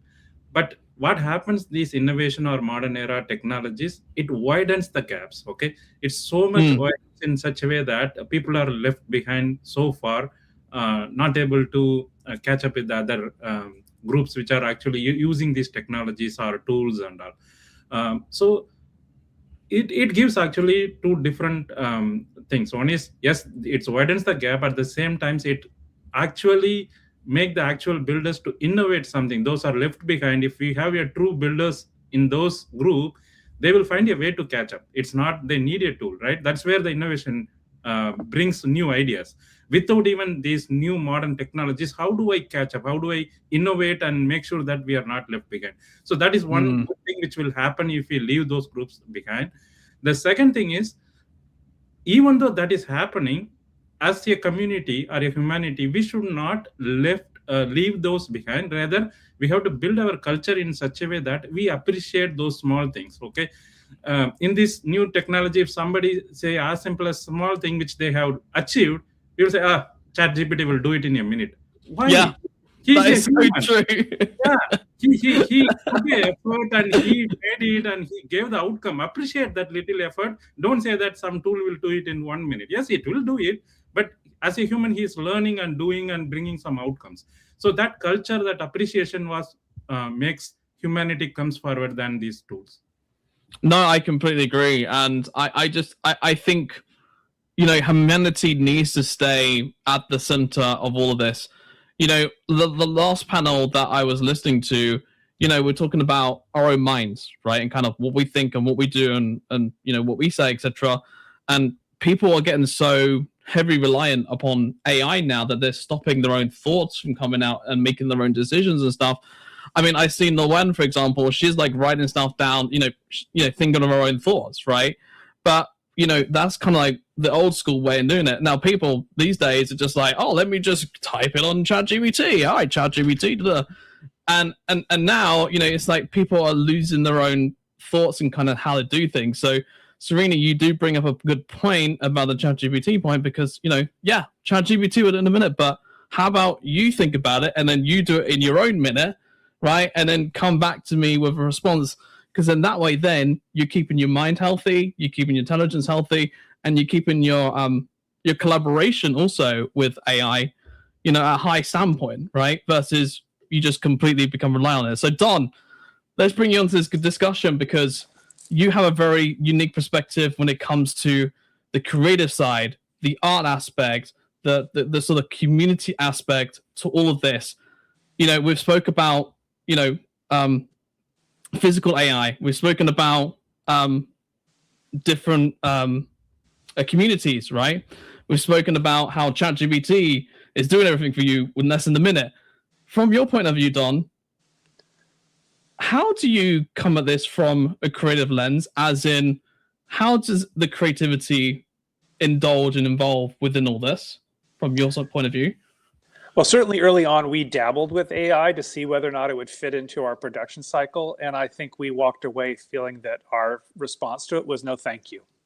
That actually the act of creating as a group, we're a small company, we're about 27 people. We love working together and we love collaborating. We're kind of a creative jazz band that we're an ensemble working on things. And despite the humbleness of our product, a lot of the compliments we get from our players is, why do I feel so good in this space? And my answer is that a human being placed every single thing that you are witnessing. And most importantly, during the act of creating that product, we're creating it for you, not for us. We're creating it. We're all constantly thinking about how other people will interact with and enjoy the thing that we're creating. And then the last piece, I think, is that we're also thinking about how do we share and give permission to the world of creators to make their own. And we hope a combination of sort of leading by example, do what we do. We give you permission to do it, but we also really, really share our process, not to show off our prowess as creators, but to show off how incredibly fun and easy it is to do it for yourself. And I think the world is full of lots of examples where people are telling you the bar is too high. There are free tools. There are opportunities for you to self-express using these tools. And I think in the end, the product that people are going to be the most hungry for are the ones that were touched by humans. And as convenient as it appears to bosses to think that they could run a more profitable company without the annoyance of human beings, it's human beings touching things that makes a product that people want to consume. No, I completely agree. I think, transparency is so underrated and people don't even think, because here's one of the things, transparency builds trust, right? In a nutshell. And if you don't have that transparency aspect in terms of what you do with all the processes and stuff that you trial and error, people aren't going to be able to be educated and learn from your mistakes, so to speak. And then they're just going to go and do it and make it themselves. And it's like, oops, when you could have just, went to use yourself, Don, and went, oh, Don already tried this ChatGPT new tool. Okay, well, we don't need to try that then because Don's already done that. So I think that's so important that education is very fundamental and important, but also the transparency in which you're doing from a creative point of view is extremely important. So and it also makes me think as well, Don, like the other aspects in the emerging technology as well, like when we talk about AR smart glasses, right? Like when we talk about, these new physical AIs, robots, etc. What is the creativity side gonna look like when all of this comes into play as well over the next few years, that's another whole question in itself.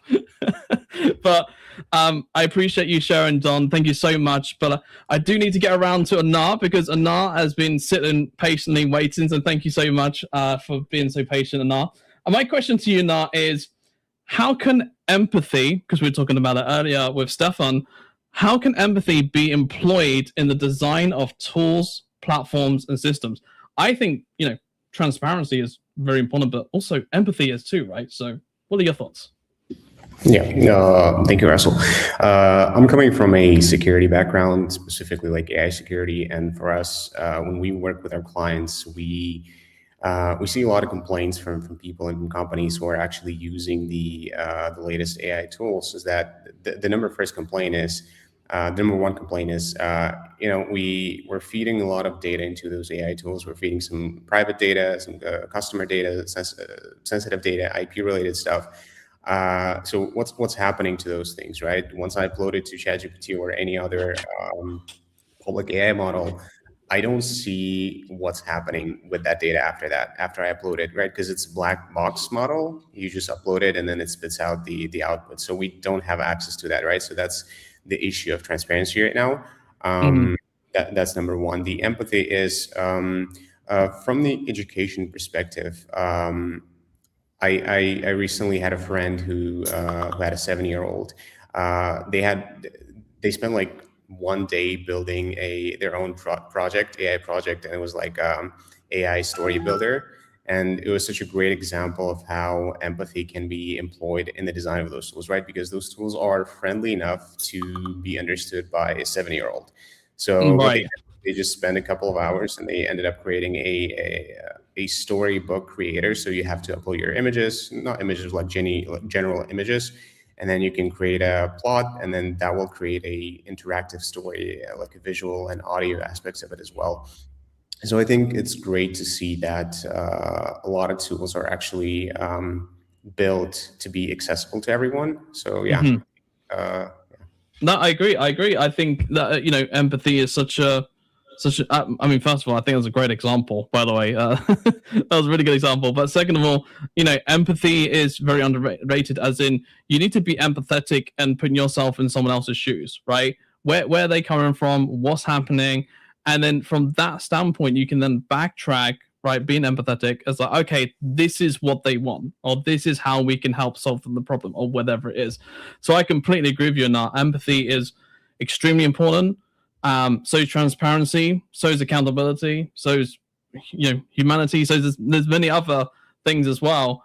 But I agree with you on that. Empathy and is just so important, and especially from a security standpoint, because you need to understand what your client is going through, especially in the age of AI, and you're thinking about your data. I mean, I have an interesting stat for you. Over 70% of executives within the company can't even explain how the AI made the decision it did, right? So if you think about from that point of view, right, and they don't even know where the data's going, right?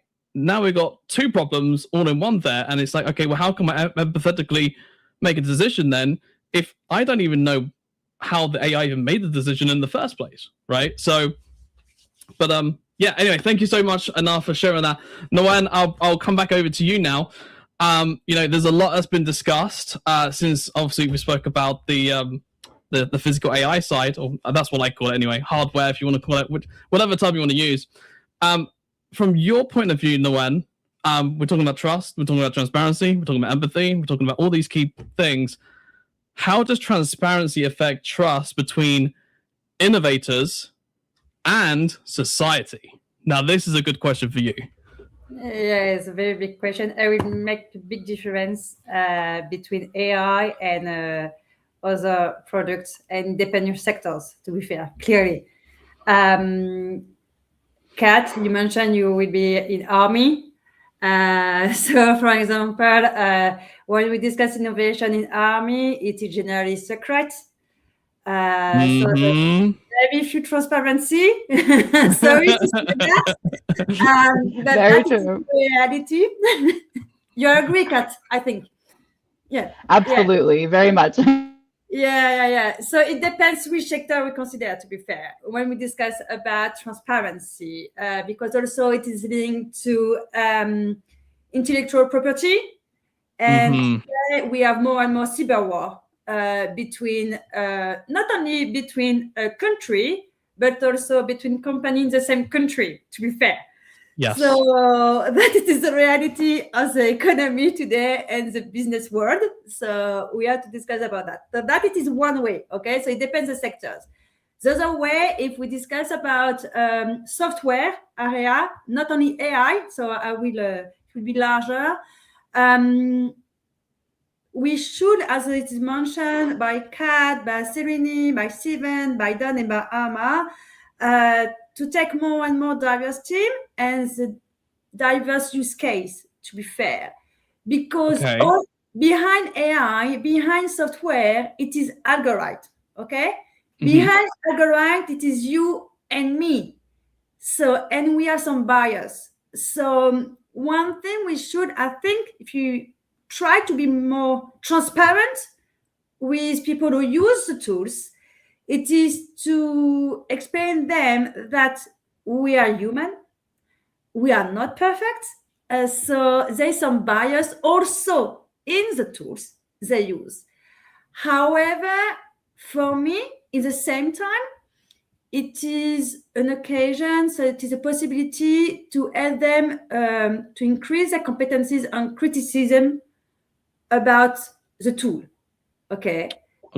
So when you use ChatGPT, DeepMind, Cloud, or any other AI tool, you should take care what the answer is not the truth.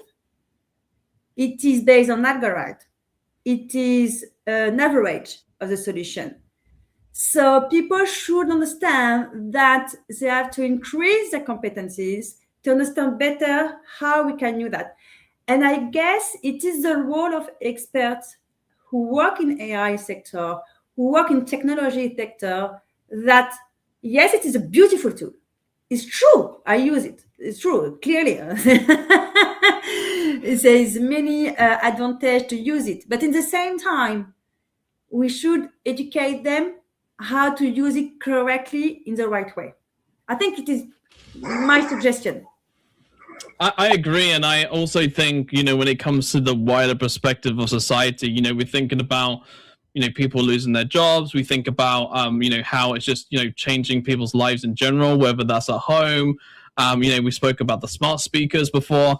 When we talk about society as a whole, this is changing government. This is changing everything in the way that we live and the way that we do things. So I think it's fundamentally important that we do educate as many people as possible. As Christopher likes to say, the technologist should be educating other people, and I do agree with that.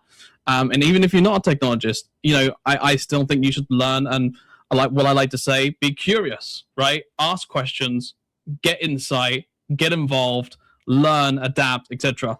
So when we're talking about society as a whole, and we're talking about innovators and how do we do that that trust between us and that transparency between us, it's from both sides. Society as a whole has to be curious, has to be learning, has to be educating, etc. And then also B, innovators need to be transparent on what they do and how they do things and accountable, etc. and all that side of things as well. Which is why I think fundamentally, and I'm just, again, if you call me biased if you want to, like Noel would say, but from my point of view, this is why verification is so important, because the fact that you can verify in terms of how the model behaves, or verify something real or not, or verify the performance of something, like the robustness, the one that you say, all these are so important.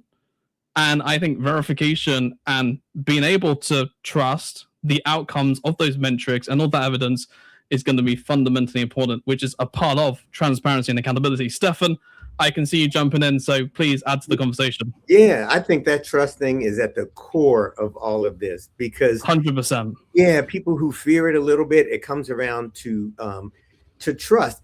It's one of the reasons, y'all, I like to put some of these in the thinking model, because you can just watch it. it's a lot of thoughts that it has, but just watch it go back and forth, sort of see where it's going and how it got that answer. You may not like DeepSeek, but I like the way it does that, and a number of other models. And I think ultimately tools like Perplexity, even when we use other large language models, we love to go back to Perplexity. I don't work for them or anything, but we just like to see the sources, cited there. It's one of the values of it. So is AI trustworthy? I'm just going to say a flat no on that. Are there some tools that we can trust more than others? Yes, but I don't know if I'll ever change my mind. Is AI trustworthy? So I'll stop at that. No, that's a very fair perspective, Stefan, and that's why I say this is why verification is so important, and being able to verify that. But even if you go one step further than that, it's like one step further is, what is trust? Now, people say trust and throw around the trust term a lot of the time, kind of like how Noel was saying, right? What's innovation, right? But what is trust? Well, trust is basically the belief of the reliability, the reliability, the abilities of the model, right? And also the truthfulness of it as well. So like how Stefan's saying, Perplexity is good because of the truth and the sources that it gets from, right? Is it reliable? Yes. Okay. Is it truthful? Yes. Does it have capabilities, as in all the different abilities that you need to do at a high standard? Yes. Then you can believe in that model, so to speak, right, that it is trustworthy in a nutshell. So to break it down in 3 categories, it is reliability, truthfulness, and the abilities or the capabilities. So, Kat, let's bring you into this conversation. We're talking about trust, we're talking about transparency, we're talking about society. You have such a very unique perspective when it comes to the veteran side. And I know no one's brought it up, I brought it up.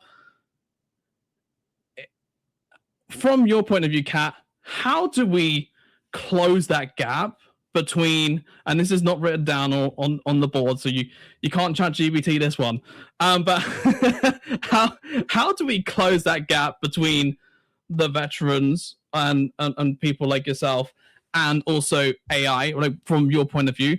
Is it the affordability of products?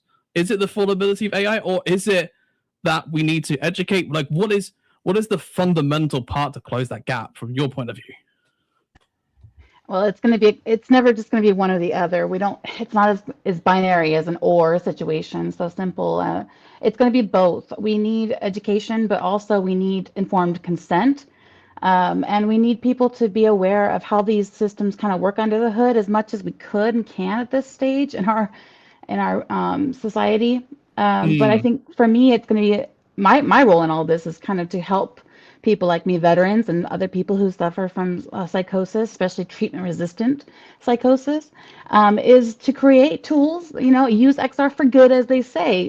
Use it, do what I can where I can, and so I'm working on this app. It'll be web-based primarily, but I think the Perceptor app is kind of going to sort of serve a very similar role in my community that Stefan has with Raleigh Homeless, where it's going to be not just a resource tool or locator in real time for people, but it'll also be a real-time, grounding tool. It'll be an opportunity, a feature that allows people like me who are walking through the world, who get up in the morning and they're bombarded by not just auditory noise, but also visual noise, and to help ground and find a clear way through, a clear way path forward through our day, out the front door. In order for me to get up and out of bed, I have to fight my way through lots of voices, and I have to fight my way past through derogatory visual hallucinations. And for many people in our society, that's entertainment. People are trying to pay money to get this experience of the blurred lines between reality, but we don't understand that. I think we are coming to understand that even from ChatGPT as a use case, the AI psychosis thing is not a conspiracy theory. It's a real trend, and it's a concerning one, that people are starting to not know what is real. And so for me, the key is, even though I want people to know what I'm seeing and hearing so they'll get me, so they'll understand, why am I talking to that tree over there? or why am I talking to thin air, or why am I lashing out? It's because I'm having a completely different, I live in a different world. My world is just really affected by my reality just isn't the same. And so when I say perception is not always reality, that's just how it is. So my goal is to shift perceptions of reality, challenge perceptions of what's normal perception to people. But also on the veteran side, there's 45,000 veterans in our country we know about who have schizophrenia. So that's a community that I can reach with this app, this tool that says, here's something that'll help you decide whether this is real or not. It'll help track your emotional state, but you're going to have complete control over what information it stores, how all of that has to be turned off and on. And as we're going to move into a more augmented reality based society. That's 100%. where we are. Yeah, So no. we just need to be able to, kind of like a Minority Report, where you're just bombarded. The guys just run around all over the place on their screens, and they know you, and they're talking directly to you. That can be very destabilizing for people who are, neurodivergent, and not just people with schizophrenia. So we just have to remember those people, hold those people in mind when we create this technology, and give them the same dignity to turn that noise off if they need to. And for me, that's my goal too. And even making my technology is keeping my own community in mind. I'm not here to try to make people psychotic or destabilize people who already suffer from psychotic illnesses. My goal is to create a story world, a composite of that's based on the real lived experience of a human being who has it, and then let people, that will foster the empathy. My story is a human story. It's not just a schizophrenia story. It's about perception. And so if I can reach my community through my technology with Perceptor, and maybe that Glassdoor story-based element, there's awareness there. And then on the other hand, if there's an actual real-world tool. Kat, I'm going to have to jump in because we're Sure, running out of time. So we literally got 3 minutes left. So what I'm going to do, Serini, Don, and I want to get one word from each of yourselves. What is the one word that you would like to see in the future? So what I mean by that is, what is one word that you would say AI could be? So for example, do you want to see AI to be more transparent? Do you want to see AI to be more accountable? Do you want AI to be more aligned? I just want to get one word from each of yourselves, and maybe like a kind of like a small sentence why that is, of what's something that you would like to see for AI from your point of view, Serini. I would say to be friend for humanity. That's a very simple word, I would say. I love that. It's not competition between us and AI. We have to use AI to benefit us, and it's the other way around also. There are other tools which will take our expertise and make the world a little better too. So it's more of a friendship than competition. Don, over to you. I would agree with that. I would say partner would probably be a better word, as opposed to, I think someone said that that AI is a terrible creator, but a wonderful intern. And I would like that relationship more than necessarily the other. A creative partner, Don, right? Yes. I don't know, one word, like just one word from yourself, or one sentence of what you would like to see in the future for AI. Yeah, I think for me that word is perspective. I think the next breakthrough in AI, it won't come from adding more compute. I think it'll come from adding more perspectives. And we have these amazing tools, and I think we have a great opportunity to bring to life everything that we have in mind, and AI is the perfect tool for that.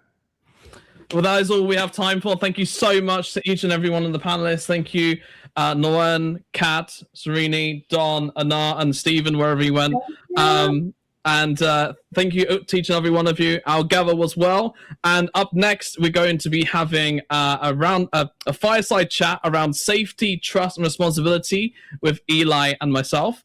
So that'll be coming up next for you. And then up after that as well, we also have a roundtable discussion on human possibility, building the generations ahead, moderated by Salvation. Thank you very much, everyone. I'll Gather as well. Goodbye. Thank you.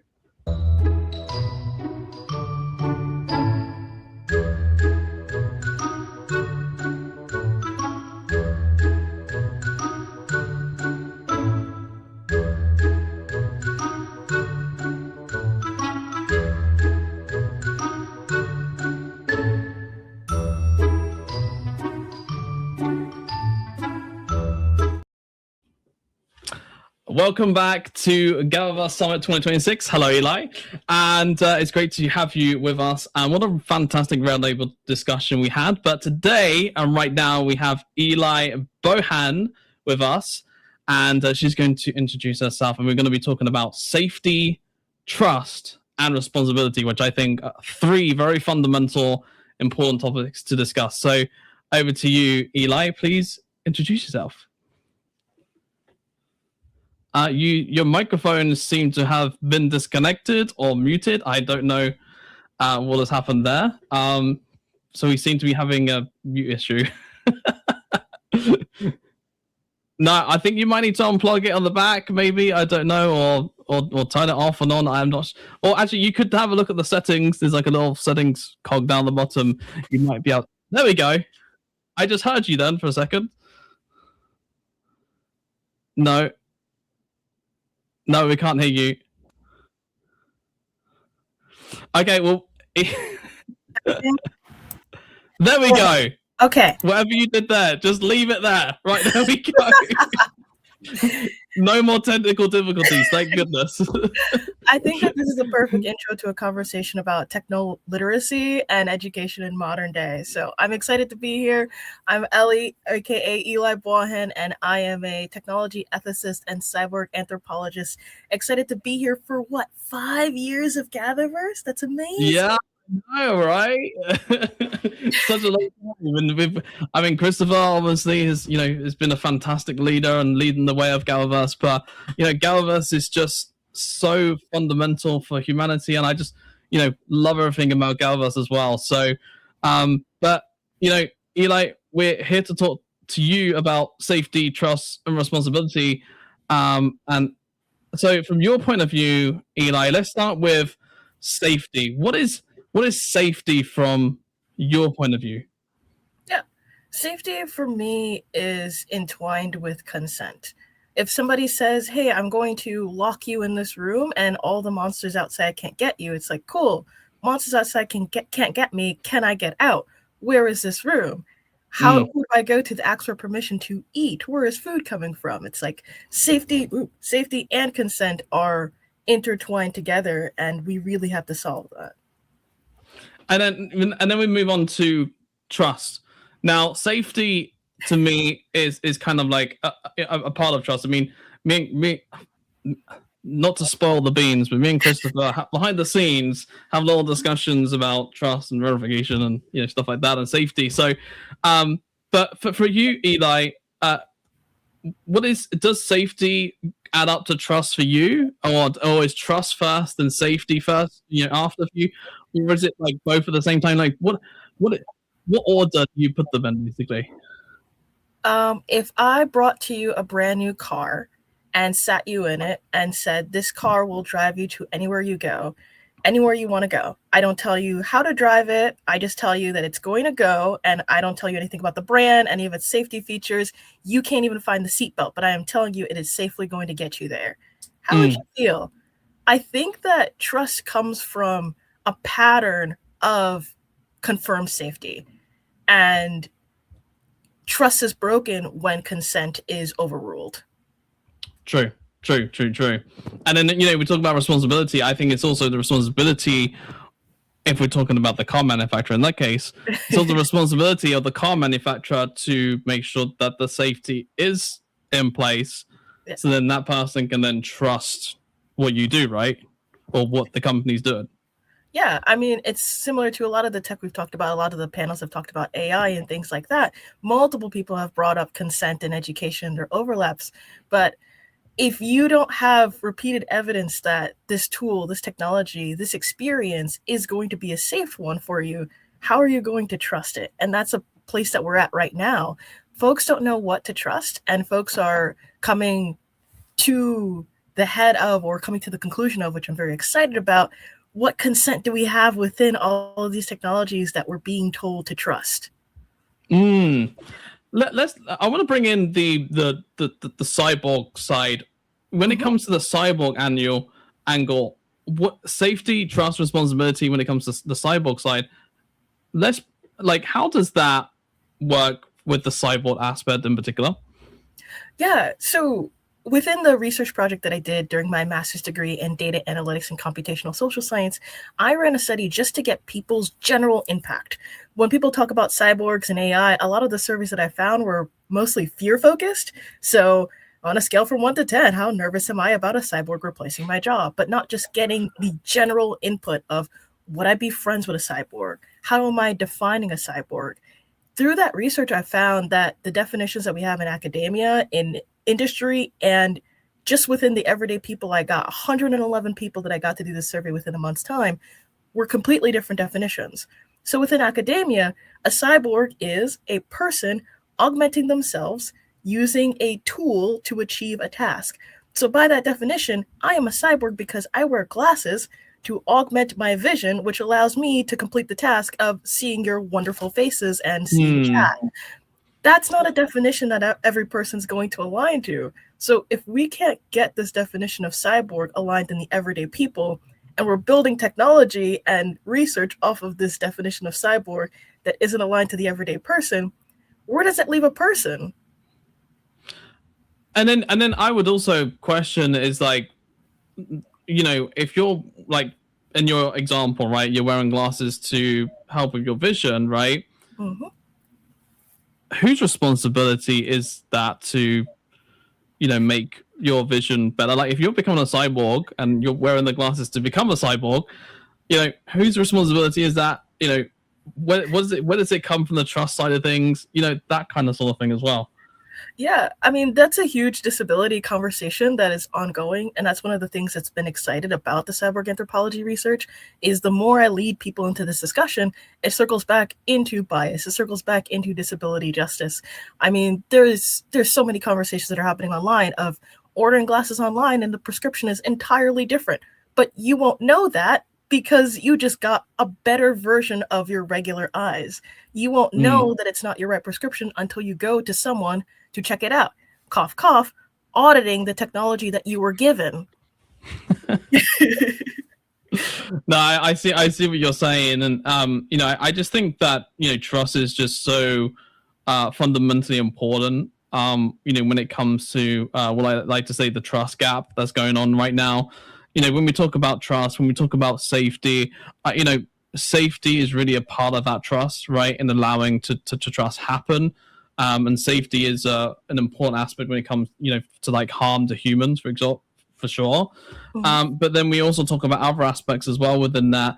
And, you know, when we talk about responsible AI, right?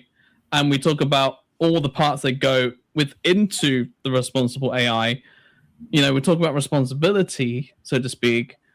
From your point of view, even outside of the cyborg aspect, you know, when we're just talking about AI technology as a whole, how would you define or look at responsible AI? And we do have only a couple minutes, so I kind of want to just get your thoughts on that, and then we can finish on that. Yeah, responsible AI starts with the data set. It's something that I've said of, you know, the common concept of garbage in, garbage out. If you aren't taking the time to understand how your data sets can be biased and what can come from that, then you are building an AI model that is going to put out more garbage and bias more data and just amplify everything else outside of it. I think the root of it is we have a gap in trust because we have a gap in education. I run 20-Minute Tech Tutor, which educates older adults, a completely ignored population when it comes to technology in general. And we have developers working, but are they going through ethics training? We have data analysts, but are they looking at data bias, right? We have executives wanting to put in AI models, but they're not looking at their legacy systems and what's that one gear holding up the entire tower together. So let's all come together, gather together, as we've been doing for years at GatherVerse, and have these discussions. Because GatherVerse and events like these make technology accessible to so many. It's given me the platform to talk about so many great things like creating change in trust and safety through programs like education. And you know, humanity is so important, and you know, we're all humans. You know, we all have to interact with this AI. We all have to interact with this other species, so to speak, and that's just kind of like where we're at. So, anyway, Eli, thank you so much for joining us for our fireside chat. If you do want to check Eli out, go to her LinkedIn. She is available on LinkedIn, so do connect with her there. And that's it for the Fireside Chat Safety, Trust, and Responsibility. And up next, we have Human Possibility, Building for Generations Ahead with Salvation, who's going to be up next moderating. So that is it from us. Our Gather was well. Thank you. Thank you so much. Bye. Enjoy.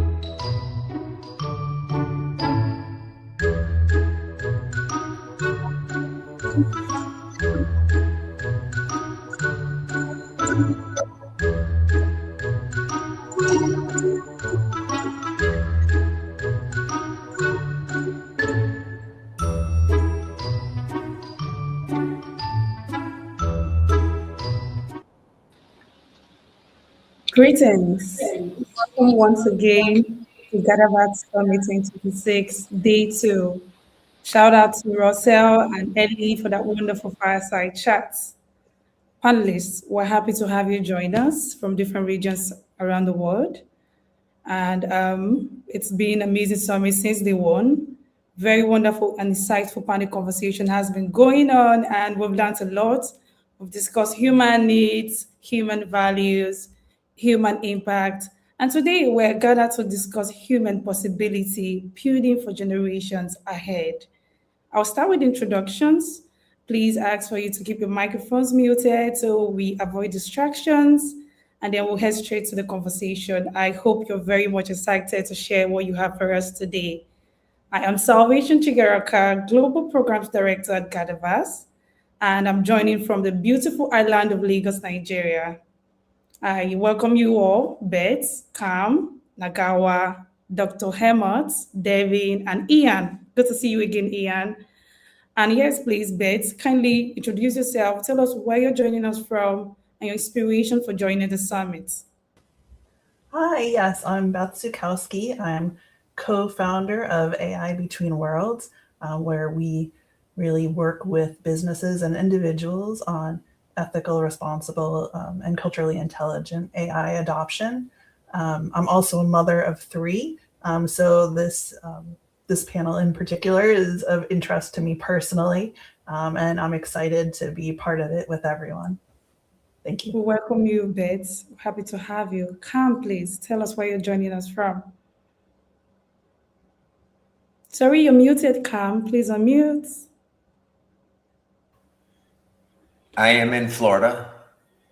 I am the author of Savage Jill, Die to Live.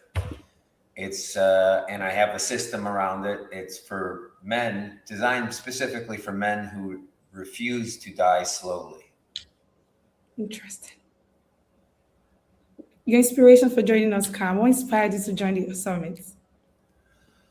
Well, the world is not heading in a good direction. We welcome you, Cam, and congratulations on your book. I think it's the first book I've seen about men. So thank you for sharing that with us. Ian, please tell us where you are joining us from, your inspiration for joining us as well. All right. I'm from South Korea, and I've been instructing many children, like for many different types of academic disciplines, especially like usually English language. But I try to utilize many different like academia when they learn English, so that they can take enough rest. And also I try to utilize AI in many ways, but I don't just give them a simple answers using this technology. Instead, I try to utilize it in more in a way that they can improve their cognitive abilities, like by giving them open-ended questions, and then AI can actually evaluate the answers very almost like very correctly. Like it can even evaluate it in terms of like in probabilistic terms. So that's what I do. So I try to utilize AI and cognitive scientific ideas and even logic in many like learning processes. And I'm happy to be here again. We welcome you, Ian. That's like impactful work you're doing over there. We welcome you. Devin, please. Hello, everybody. I'm in Los Angeles. I'm from Los Angeles. I was in the Bay for over 8.5 years, doing mainly working in tech throughout various companies. Then I got into teaching, and I've been in the XR industry for over 10 years, and I've been teaching for 6. So I'm glad to be here. Thank you, Devin. We welcome you. We love teachers in GatherVerse. Good to have you join us. Dr. Helmut, please. Hi, my name is Dr. Helmut Love, and I created over 750 million in revenue, impacted 2 billion lives at big companies like IBM Watson. I led a $250 million company there in AI and tech. And I'm here because I founded a nonprofit called the Gaily Impact, and I coach entrepreneurs on how to use strategy and AI to create good. I feel very strongly that AI is a great opportunity for those of us who use spiritual wisdom to drive good from it. And I am really excited about this particular conversation for 2 reasons. One, I am the mother of three daughters. I am in the LGBT community, and I ran for mayor of Atlanta with a belief that responsible capitalism can come from the ethical use of AI and tech, and it's up to really smart people to do that for the next generation. So I'm very excited about this group and this conversation. Thank you very much, Dr. Helmut. And that's really nice with the work you do. AI for good. That's it. We welcome you, Dr. Helmut. Nagawa, please. Hi, I'm Nagawa, and I'm joining in from London. I'm a consultant for Azure Zenith, and also I'm also the co-founder of AI Between Worlds.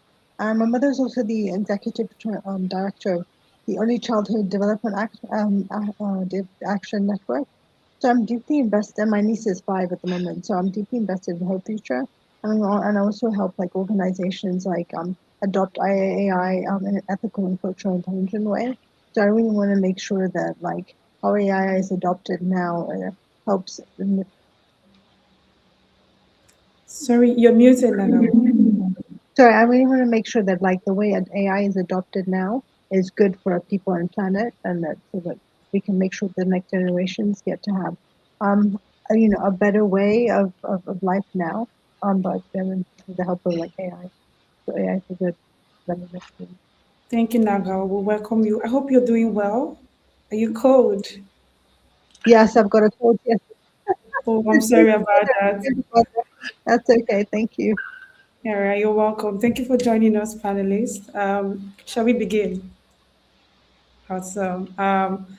Beth, I'd like for you to open the conversation with us. I think recently I stumbled upon a post on social media that said we are the last generation of people that has like left that know about social media. We're the last generation to know about what it felt like without social media, rather. And that got me concerned. It means that the next generation joining us, let's say 10 years from now, 20 years from now, would not be knowing what it felt like without social media. They will be born in the ideology of using AI tools. They will be born with education models created for AI tools, by AI tools to teach them. And that will be a different experience. I was born in the 90s. I'm a 90s kid and in the late 90s. So it's different. I grew up not knowing what it felt like to have a mobile phone, to have internet. I enjoyed playing outside the internet environment. But now we have a very different scenario in 2026. It means a lot of things has changed. We have children with tablets. Did you know that children within the age of 2 to 4 now have tablets in their homes, and they use this every day? So, Beth, please, I want you to share with us, how does building for future generations change how progress is identified today? What does it look like 20 years from now, 40 years from now? What does progress look like? I want to be optimistic, of course, with some skepticism, but the optimist in me sees that a lot of the technology that we've developed over the years can really help to make our world a much better place and a much stronger place for the future generations. So where social media yes, is definitely something that, my kids have grown up with and future generations will grow up with. I don't know that necessarily means that they're going to be at a disadvantage in some ways. I think that because they've grown up with it, they may have even a healthier dose of skepticism and a lot more questioning of what's good and what's true and what's real than perhaps when it first came out and we were exposed to it, right? So I think, for me, the progress is will our kids be healthy? Will they be happy? Will they be able to challenge assumptions? Will they be able to be inclusive and thinking about other people and understanding, how of the differences and be curious about the differences rather than purely judgmental, right? And I think that with the technology, it allows them to ask deeper questions and be exposed to more than perhaps like my generation would have been. So I see a future where we can tackle environmental challenges. I see a future where we can encourage healthier habits than we have today. I see a future where educational gaps start to shrink. And so I do think that there's a lot of positive change that will happen over the upcoming years. I agree with you, Beth. I think in the positive usage, we're going to see positive results. I totally agree with you on that. Cam, would you like to add to this? Yes, I have a different perspective. I think that we're confusing comfort with progress. A lot of the tools out there, do they really long-term, what impact do they have? People are living in cities for years and they need to use GPS because they can't, the tool is available for them and then it limits their ability to navigate naturally.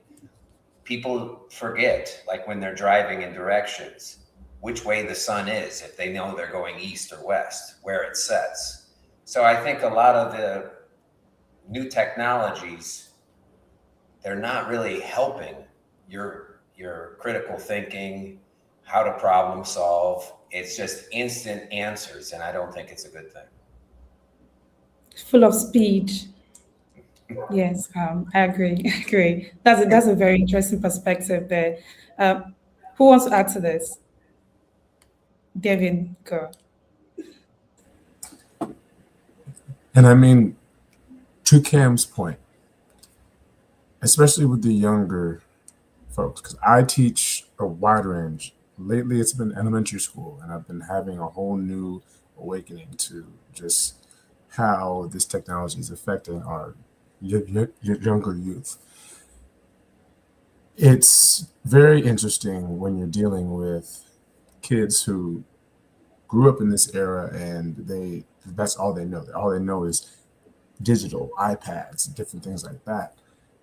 But when it comes to terms of AI, a lot of times you see the switch between when I grew up having to write everything out and really use my cognitive thinking versus them just so resulting so quick to look up something and like not naturally give it a go. And it's like, okay, as an educator myself who encourages the use of AI, I have to, sometimes dial that back to where I'm like, okay, let's do this naturally. Okay, let's think this through. Let's build those cognitive thinking, that critical thinking skill set. So AI can be used as a tool and not a hindrance. Because a lot of times that's what it ends up being, and not so much with the younger kids, like more so middle school, high school range. Like that's where you see the drop off, where it's like, oh wow, like you had to use AI for that. Like that's should be something inherent, but I'm never blaming them. It's always the system and our education, what we fail to do as educators for our kids. So Right. Yeah, thank you, Devin. That was an interesting take on the subject. Very important. Thank you, Dr. Hammett. I see your hands up. Yeah, I just wanted to say that, you know, it's interesting to me because technology does not remove the moral, spiritual, ethical responsibility of a parent to parent. And I think the scary part is that what we see happening is the use of technology is driving a wealth gap, which is really not sustainable. If we figure out, when we figure out how to share more, then more parents can parent and be present with their children, so that the child's not just given the tech to simply replace, like, I think Cam's a good example, right? Like, I had to learn how to use a map simply because you needed that skill. And I can still do it, and I still keep it while I'm doing the other thing. And sometimes I go into autopilot, but sometimes I don't. Sometimes I'm back to like Map World, right? But I learned that skill because I came from a time when none of this stuff was digital, right? The TV was a brand new thing.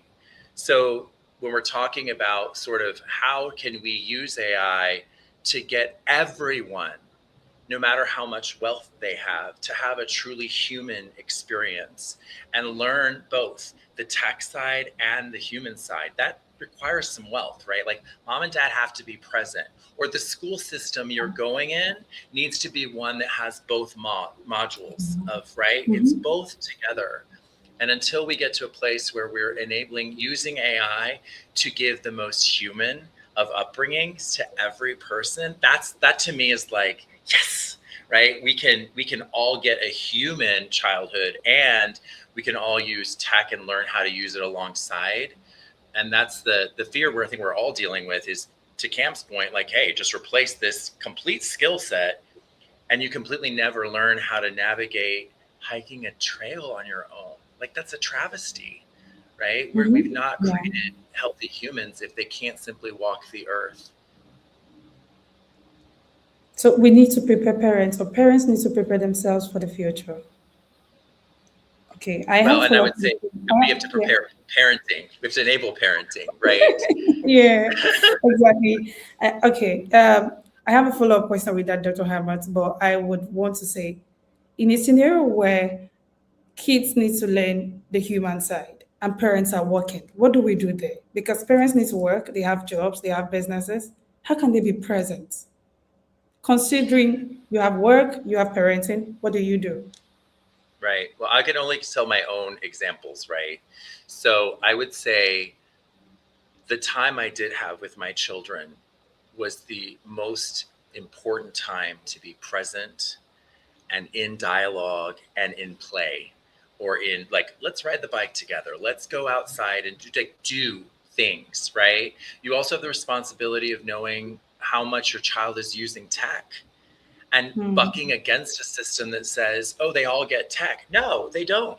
Not in my house. In my house, you get this for this amount of time. And those seem like harsh rules, but they're actually fatherly protection, right? I don't want you to be immersed in this whole other thing without the knowledge of what is the most human of things. That's a very conscientious thing. So before I say first, what do we do for the parent? I'd say each parent has to make a conscious decision. It's hard. Just as like it's hard to be a person out there, it's hard to be a parent, because now you're having to put boundaries, clear boundaries in place for your child. And then I would say that to the more broad conversation, you were saying like we're all busy. I think that's a social challenge we have. We've created so much work for some humans that they don't even have time to do the most human of things, right? And that's a greater wealth distribution question that we get to answer, because we're on the edge of that, right? If we don't fix these problems, we're going to have little humans that are extremely unhuman, unproductive, unhappy. And I don't want that to be my neighbor or your neighbor or any of us, right? I don't want that for us. And when we start seeing it as an us, maybe AI is what brings us together. Hopefully it brings us together and realize I freaking really care whether Salvation's daughter is raised well or not, because your daughter is my future son's wife, right? Let's get real. Thank you, Dr. Hammer. That's a very, very interesting contribution to that question. You did justice to it. Ian, I'm coming over to you with the next question. the next question. Just a sec. Okay, it's here. What responsibilities exist towards children and young people who will inherit this technology? You handle students every day. You're an educationist. Tell us, what do you think? Ian, can you hear us? All right. I think we have a lot of responsibilities, especially like so for now, we've been sort of like we are quite obsessed with efficiency, right? Using AI, we would like to create lots of ways, and we would like to improve our life, and we would like to go ahead of others. But we need to teach our children that going ahead is actually like learning how to act ethically and learning how to go to the right direction, like in a fast, I mean, in a slower pace. Like going fast is not always going like fast, in many cases. Like, so, I mean, the transformation, like learning things using AI, it's extremely helpful, like in many ways. We can actually like, we don't even have to spend a lot of time in terms of learning many different like interdisciplinary knowledge. Like if we really know how to use it, if we really know how to deliver the knowledge and skills to the children, so they need to learn. What really matters is how to socialize with others, how to share things, and how to help others. That will make them successful in their own life. I'm pretty sure about it, and I hope the future generation would get this point. But even in South Korea, students are suffering from lots of like a fierce education competition, and they have no time.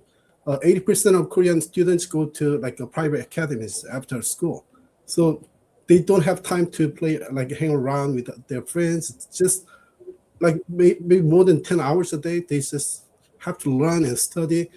Like in many cases, it's just like passively. So this is very toxic in many ways. And hopefully, so for me, so as an educator, I try to, so I use lots of efficient way of teaching and learning methods, but I do this so that they can take enough rest, so that they can learn fast, and so that they can have enough rest and time for socializing. So I'm not just using this in a bad way. So I think, so like I said, the most important thing is we must teach them the best way of living their life is like knowing how to live ethically. Yeah, I think that's what I'm thinking. I think that's right. Yeah, ethical. We must teach them how to use this ethically. Devin, you're also an educationist. You also work with young people. From what Ian shared here, we must teach them how to use these tools ethically. Teach them how to socialize outside of using AI. What's your contribution on this? I exactly agree with Ian's point. It has to be an emphasis on ethics and a focus on humanity. Literally, just what he said. It's like making sure that we're rooted in that going forward, even with the use of AI, using it in a way that could enhance our humanity, as the good doctor said. Yeah, right. When implementing these practices, it goes into curriculum design and designing curriculum around ethics, around making sure that we're maintaining our humanity as we teach the future. Because the future is happening now. It's nothing that we can avoid. We have to embrace it. And our youth fully embraces it, whether they know it or not. They're living it. So it's like, how do we tailor education? How do we tailor curriculum to better serve them? And in my case, I wanted to kind of speak on something a little earlier, but it also kind of correlates now. Is the earlier question was how do you change how progress is defined? Yeah. The measure of progress is what we define it as. In a way, it's subjective. So what we initially need to focus on is just finding our own definition to what we think is important, to what they think is important, and ask them. I ask my students, like, what do you see in your future? Like, what do you think is important? Because ultimately, by the time they get to do what they need to do, by the time it's their turn to change the world, I might not be here. Yeah, right. You know, so I ask them what their thoughts are on this, and then help guide them towards building something for themselves. Yes, Because Devin. I can only do so much, but what I can do, I will offer my services. I will make sure that they have the tools necessary to succeed and build whatever future they can fathom. Thank you, Devin. I think you did justice to that. Nagawa, I haven't forgotten about you. I'm coming to you with the next question. How are today's innovations affecting the emotional and cognitive development of young people? I think when it comes to like AI, it's changing the way they think and interact. So it's quite different to like when you were born, like in the 80s or 90s, to like how you're born now. And so everything is like quickly and fast, but we need to make sure that we counteract that to make sure that they're like emotionally balanced in their use. So it takes a village to raise a child. So I think that there should be like some more circular knowledge, and like also like between like the generations, they can like learn from their grandparents as well. They can learn from we should involve the parents as well to make sure that like within the way that they're learning, it's like more balanced. So it's not that the bad side effects that we could have from like social media, like AI, are like counteracted by the way like parents are involved and like making sure that their kids are having a more balanced lifestyle. Like we're talking to them more about their emotions and like what they're going through, so that it's better for them. And we're involving the grandparents and other people in society as well, making sure that they have a better lifestyle. And I know, for example, in the UK at the moment, they're thinking of whether or not they should like ban social media, just like they're doing for kids under 16, like they did in Australia, to make sure that the bad side effects of like having, when it comes to like cyberbullying, or when it comes, for example, to like the isolation you can feel, and that the compounds as well, that you're not getting that, and that you're able to like interact more people with people like in real life, say, to so that it's like better for the kids. Nagawa. Okay, I have a follow-up question with what you just shared with us. And you mentioned parents should teach them, the elders should teach them on how to, manage their emotional intelligence and all that. I know we keep talking about AI, right? We keep saying AI, AI, AI. But most of the kids we're talking about right now are children in high school. Over here in Nigeria, we use the word primary school, and that's maybe the grade school for you in America. And some of those children are not like interacting with AI right now, but they are interacting with games. They're playing mobile games. They're watching cartoons. How are we moderating that with kids watching cartoons, with kids playing mobile games? How are we moderating their emotional development? Nagawa. I think when it comes to cartoons, the cartoons are still basically the same as we used to watch before. But when it comes to like mobile games, they're not designed in the way that games in the 90s were. These ones are like meant to keep you playing. They give you immediately they make you like have like immediate like say like a lot of like feedback, right? They're meant to like keep you playing, so they keep you giving like your dopamine hits all the time. So they're not, it's like in the 90s where you play a game, you play a session, you finish your strategy, and then that's it, you're done, and you go and do something else. So I think we kind of like need to moderate how much time their usage is on playing games. Make sure they're playing physical games as well instead. Like you limit their time. Okay, right. You've had like your half an hour day of like screen time or whatever, and then now okay, we're gonna play a game like that involves the whole family or involves everybody else, so that they're like playing, they're socially interacting, and it's not just interacting with people like on the internet or like when they're playing games. So it's like a different way of doing things. So I think definitely we need to make sure that we have a balance between what is like mobile gaming and like just playing cards, playing not or there's certain things that like involve different skills. So I definitely think those should be moderated. And we should Yeah. also like co-design games with children to make sure that the type of games they're playing are like more like we had back in the 90s, right? And that there are also things that they can be more involved in, like can say learn from other people, or like even learn different languages. Because at the moment, the good thing about AI is that we can like try and find a way to like the languages that are disappearing to like create a database, and so it's easy for them. So I think when we have multilingual children, it also helps them tackle ideas differently in more different ways, and it also helps them in the future as well. I think that could be a good way with like mobile gaming, that we could use things like Duolingo to help them learn different languages, and also not just learn the languages and speak them, but learn how people think in those languages and how they have their worldview, and so bring more context to it.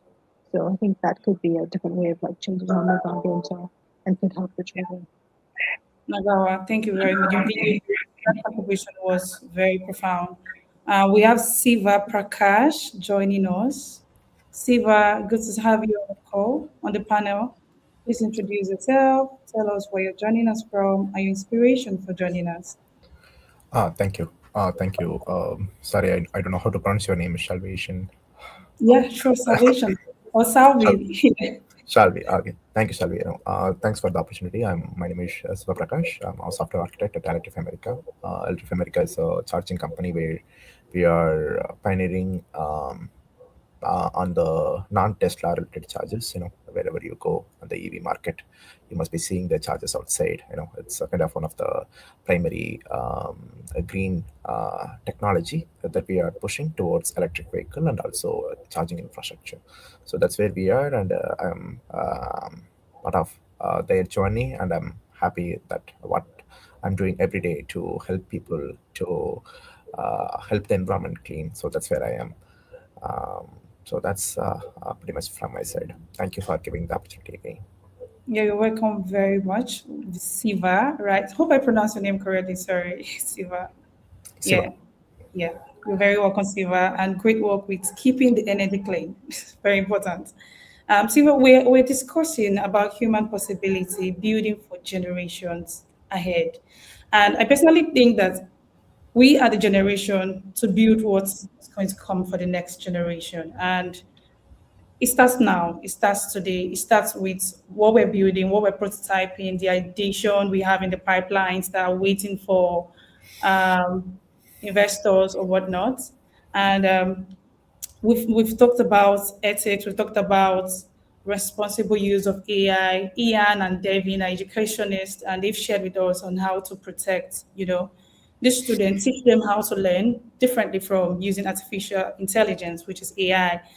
Beth, Cam, and Dr. Hemat have also shared from the parental view and shared other perspective with us. So, Siva, I want you to take us to the next question. Share with us how intergenerational perspective inform more responsible innovation design. Okay. What I could think of is that the idea behind is that it's an intergenerational thing. Oh, we lost Siva there. Beth, please let me come back to you. What do you have? Do you have anything to chime in on this? Yeah. I mean, it's one of those things. I've been really lucky in that I knew 3 of my great grandparents. I knew all of my grandparents. My children knew a couple of their great grandparents. So I think it's very nice when that happens. I know that we're very blessed in that way, and not everyone has that opportunity. But I do believe that having that intergenerational knowledge, that memory, that family history, the traditions, the culture, the behaviors get passed down from generation to generation is important. And those stories are not necessarily something that's going to show up in technology. It's not going to show up in AI. It's not going to show up in the answers, because those models haven't necessarily always been trained on all of the, stories, all of the history. And so I think that part of it is, how do we add those stories so that they're more widely known and that they are shared. And a big part of that is a generosity of sharing of different cultures and different backgrounds. And then that also helps inform the innovative design, right? So as you're exposed to new thinking, new behaviors, new practices, what does that change in your worldview? And so I think that all of those things are really important, and having that institutional memory of your family is very important and very nice when it can be shared. Very much true. The wisdom of the old. But with what you just shared, I can also share that I am privileged to have had my grandma till I was 16. So you can imagine how long. And most of the things I personally know now was what I learned from my grandma. How to make it kind of meal, the recipes. I don't think I would have gotten that maybe if she wasn't there, And when you say intergenerational wisdom, it also brings me to culture, right? The cultures we share. Are we also bringing culture forward? I would like Dr. Hammett to contribute to this. Are we also passing down along the culture to our kids for the next generation, or is everybody going Gen Z with with fashion, education, and all that? Are we passing our culture to the next generation? Are we telling them this is the recipe? Are we telling them this is the story that made our people? This is the wisdom we got from our parents, our forefathers, and we want to pass it to you. Can you preserve this knowledge? Can you take it along with you? Is it going to be part of you? Dr. Hammond, please tell us. This is so funny because I used to be such a culture breaker. And then I realized how vital this is. I think now I'm speaking as a Generation X. I often feel like if I'm talking to a millennial, Gen Z, where they have no clue what life was like before any of this. Like there are a few of us who still remember truly. Now, that depends on where you are in the world, right? But that really, really, truly remember. And that remembering is very important to determine how to use technology going forward, if that makes sense. It's super vital. And I almost feel like those of us who are more senior, you got to get out of the mindset that these are my kids and those are your kids and do whatever. I have to be an advocate for those who don't have the parents and mothers or grandfathers, whatever, around. Let's just first call about what human is. Right. And I know that sounds silly to say, forget culture for a moment. Let's just talk about what is it to be human. Right. And then you look at what are the cultural norms that were healthy, that we need to keep, that we must keep, and which ones are those that are okay not to keep. That's something that you only get when you're further in the life game. Right. There are certain things that I know 20-year-olds right now and 30-year-olds think that are yeah. And I'm like, bitch, just wait till you get to this part. That's not a good idea. But you had to learn. And you only get that when you're older. And I think that we can't, honestly, regardless, I guess, of culture, I am fascinated. I've always been fascinated with the voices of older people. And do not mistake what they're telling you. They're giving you really important information. And we need to make sure they're part of the dialogue. Even when they're like, well, I don't know about that. There's something about it that you need to just stop and go, there's some truth that they have that we don't have. How do I make sure that I preserve the lesson of their life that they're sharing with me in what I'm doing? And the culture is part of that, right? The traditions, these beautiful things that got us here still get to be a part of getting us there. And I feel like a lot of times we fight the culture, and I'm talking about whether it's religion, whether it's political, whether it's tribal. We just want to just throw the whole thing out instead of going, wait a second, what about that got us here? Because some of it got us here. Some of it's really good stuff that we can't throw out. And that discernment is something that every one of us needs to do, but we're culturally doing. I feel like culturally we're doing it right now. What do? where are we going from here? We have all the information, all the technology. What do we do now? And the question is, like, what do we want to choose from the cultures that serve us? And what do we want to let go? And that's not something I want 20-year-olds answering, no offense, or 30-year-olds alone. I want 40-year-olds, 50-year-olds, 70-year-olds at the table, because they're going to speak with wisdom. Thank you very much, Dr. Vermont. I think that's spot on. That's spot on. Cam, I'm coming over to you. I see you smiling. I want you to share your different perspective with us. What do you think? Cam, you're muted. You're muted. Please unmute. I think when you have one generation in the room, you optimize for efficiency. And I think that when you have multiple generations in the room, you're optimizing for durability. And it's interesting, the doctor brought up, he didn't, and there's a quote from Dickens, man, when he's 20, in his 20s and 60s, thinks he knows everything. He did skip the 60s in that category. So I think having a broad perspective, because we don't want to have long-term mistakes that could have been avoided if you just had more voices in the room looking at the long-term consequences instead of looking so short-term, which everyone is looking for short-term results, not long-term. Right. That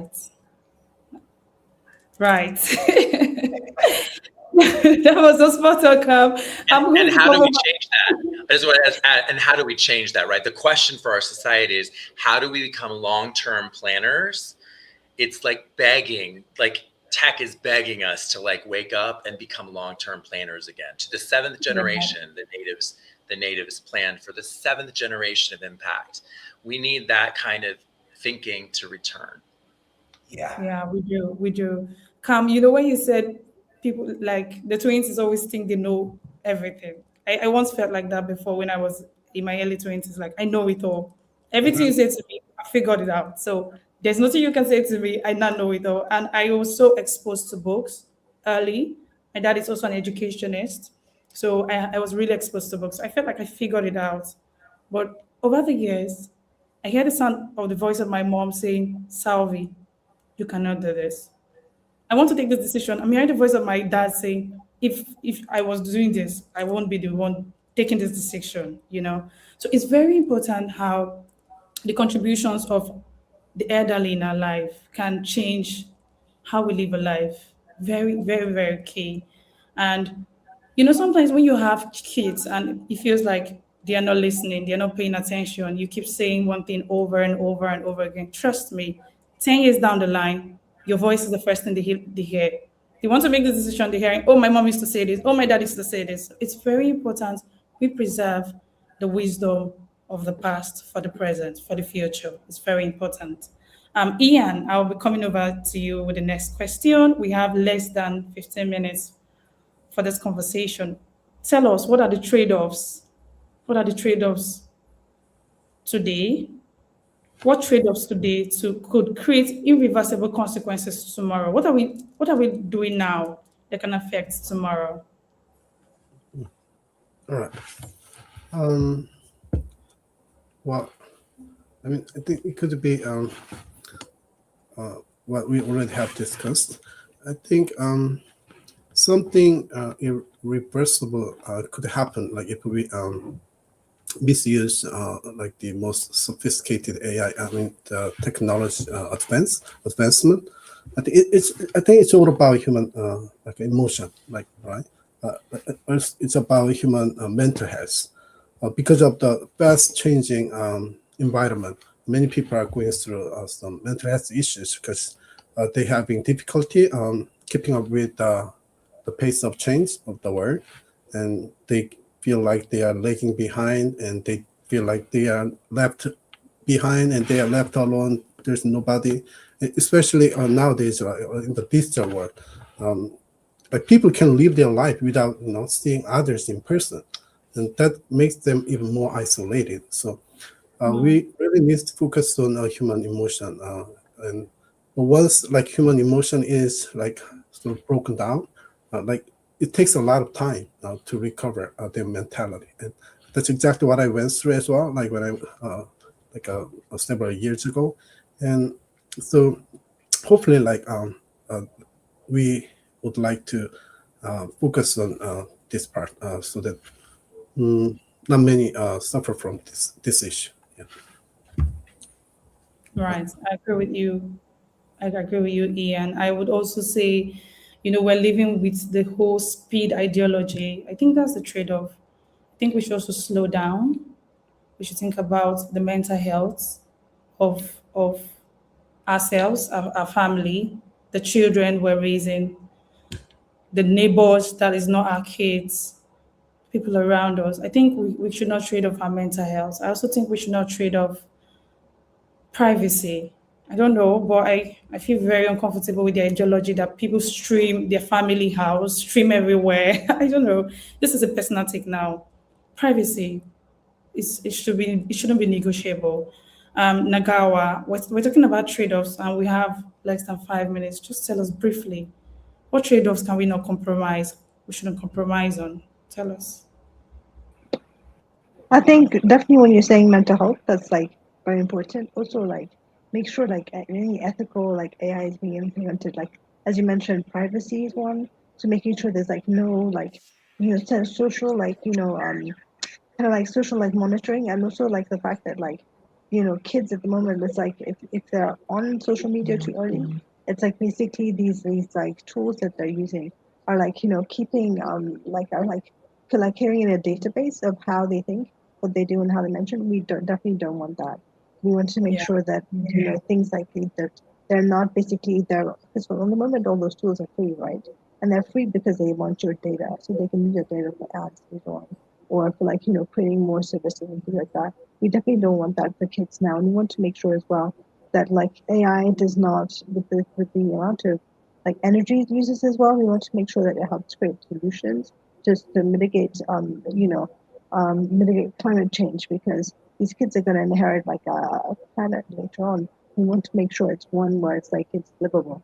It's like not, Yeah. because even at the moment we're seeing how the effects of climate change are already like quite visible. We want to make sure that like whatever AI solutions are there, like it helps them live in this planet, because there's no planet B. I think those are definitely one of the high trade-offs that we need to think about. I totally agree with you, Nagawa. We have less than 5 minutes, so we're going to do a very brief one sentence line of words, and we're going to say what skills that shouldn't be automated or outsourced for young people. Come, I would just one sentence. Tell us what skills do young people need that shouldn't be automated or outsourced. Reliability. I love that one.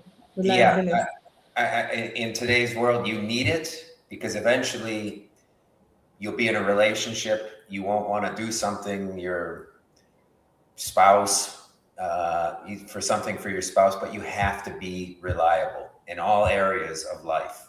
Reliability will beat smarts. I totally agree with you, Cam. Thank you very much. Beth, tell us one word. One word. Oh, that's tricky. I would think empathy. I'll go with empathy. I'm a big fan of empathy, Beth. I agree with you on that. We need more people to be empathetic in society. We do. Thank you. Dr. Hermit. I'm going to go with my name, love. Oh, I think the practice of loving yourself, loving others, it is the powerful energy that we have all been seeking this entire life experience. And if we don't preserve it and retain it in our youth, we have failed. Right. Love is important. Love is powerful. Love is preserving. We need love. Devin, please tell us. Well, since all the good ones have been taken, no, I'm joking. I'm saying comprehension. Comprehension.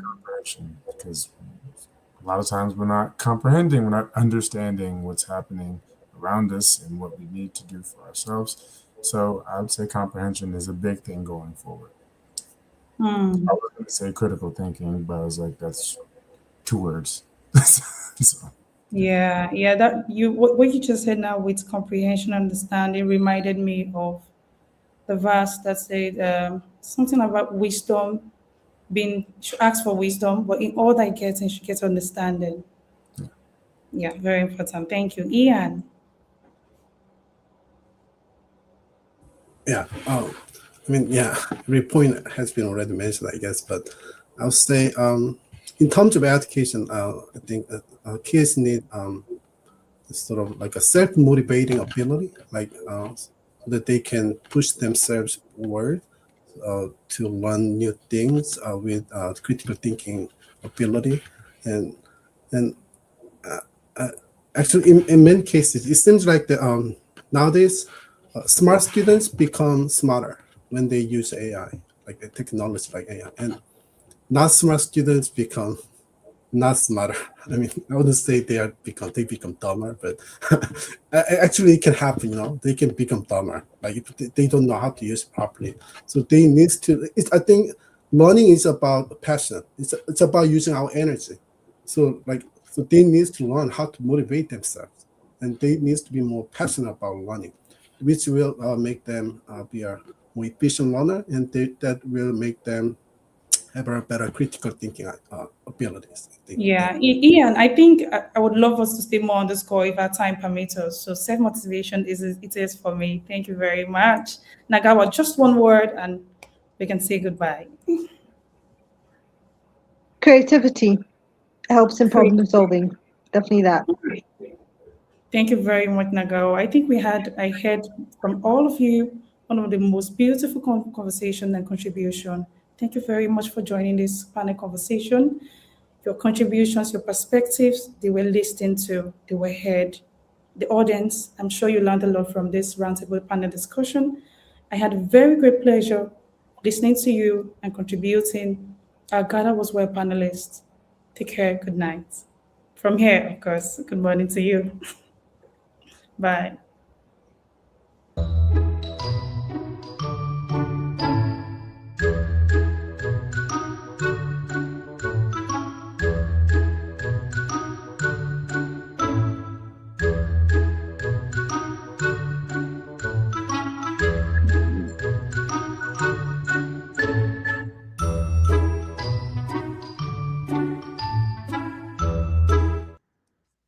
And as quick as it comes, as quick as it goes, we've just now concluded our Day 2 GatherVerse Summit 2026 with Day 3 to arrive. What an enlightening conversation and discussion. Greetings to everyone that comes to join us from GatherVerse.live and the various social streams.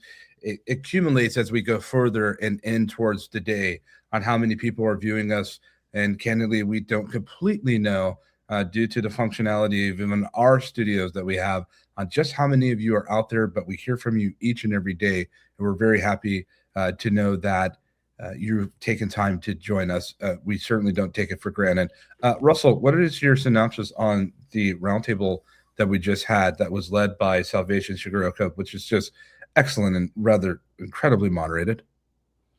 Yeah, I think so many interesting points have been brought up. I think that one interesting point that got brought up was about the mind, the human mind, and how it can alter the human mind and stuff like that as well. I think it's very important to think about as well.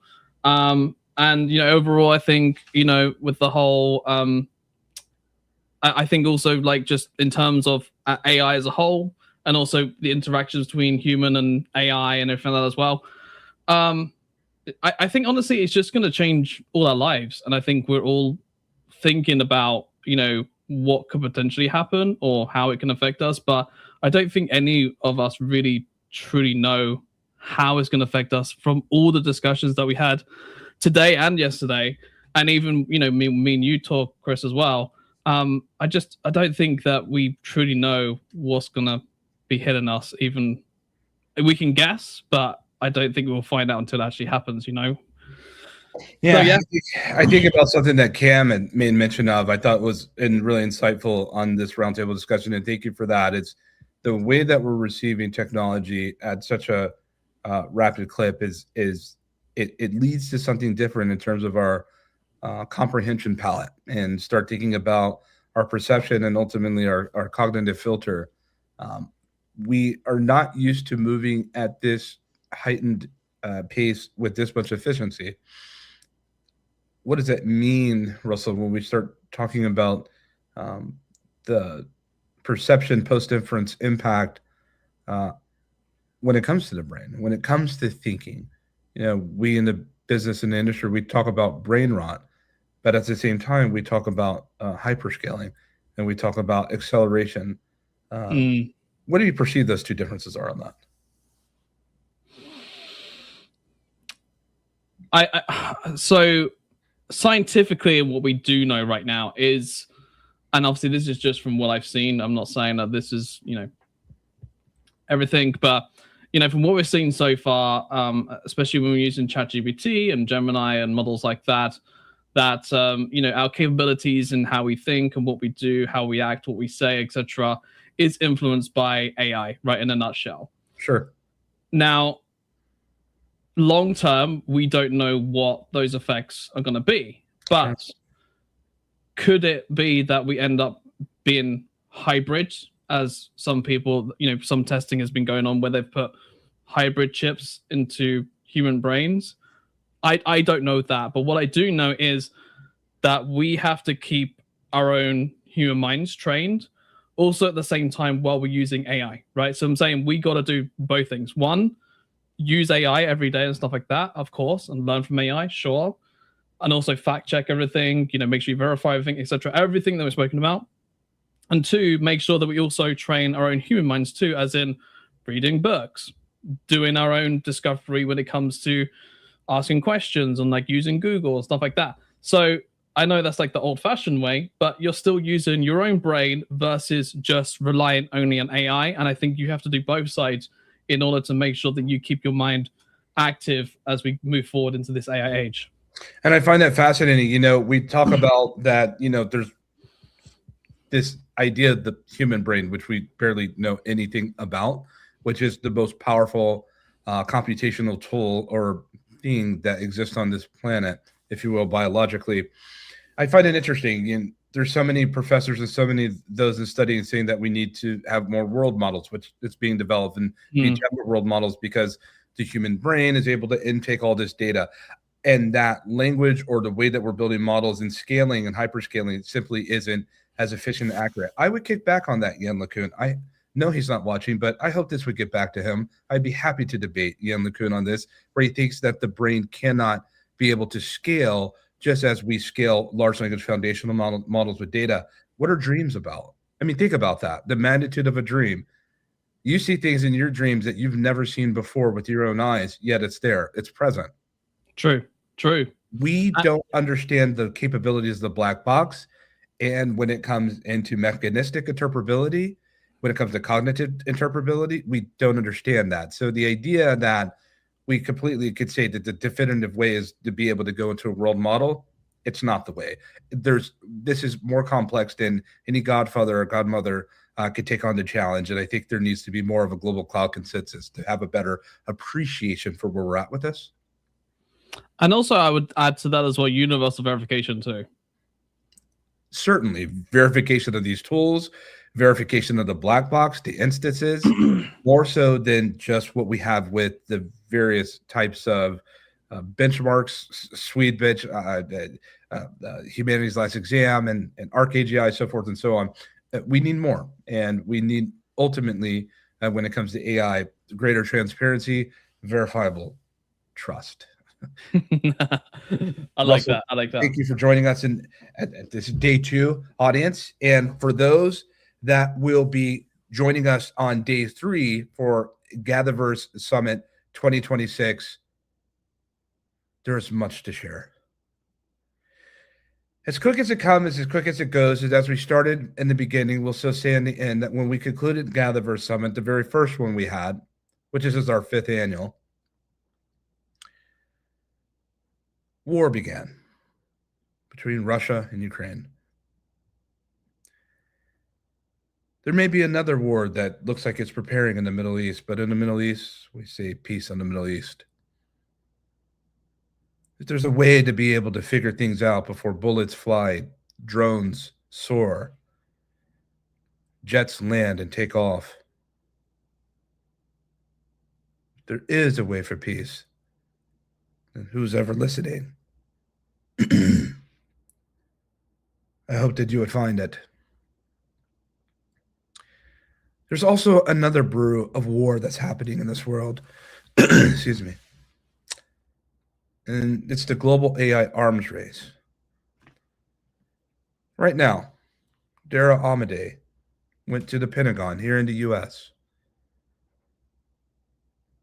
This may seem controversial because it is. But he goes to the US, and now, apparently and allegedly, he's left with a decision to make. Remove the safeguards of what may be the most powerful AI set of models in the world, remove that for the Pentagon, or face the consequences. Dario and Anthropic, I hope that you're listening. I hope that you hold enough integrity to keep those safeguards on until you believe that it's safe to remove them. This technology is abundant, it's wild, and can be radical and emotionally aligned. We have to safekeep that which we are innovating. And we're, in some degrees, entrusting those of the innovator community to do your level best to provide an atmosphere and an environment of safe technological usage. Now, ultimately, Anthropic, you'll have to make the decision. If you think it is in the best interest to remove the safeguards, then it's the decision you made.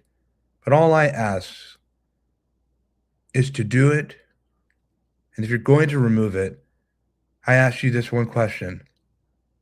Are people safer or less safe because you decided to remove, be it whatever consequence that you would face? And what would be of the two of the greater consequence? To remove it or not to remove it? I believe there may be a consequence no matter what you do. With GatherVerse Summit 2026, Day 2, at this conclusion, we thank each of you for joining us, for listening, for the many hundreds and thousands of people that join us year-round, for those that take this as serious as it needs to be, for those that realize the alarming urgency of this matter, even though there is optimism. AI in the hands of others that do not know this technology and that would leverage it towards others to do harm is a real threat. And if we do not ethically teach and guide our innovators and our non-innovators, if we don't teach people the way forward for greater mechanisms of transparency and verifiable artificial intelligence systems, if we don't do it, then something else will. This is the most important time of innovation that you and I will ever know. And our future generations will ask, in this day, what, oh my goodness, did you do? For they will inherit what we innovate tonight. For all of the speakers that joined us today are gathered as well, and then tomorrow, gather be well. Thank you.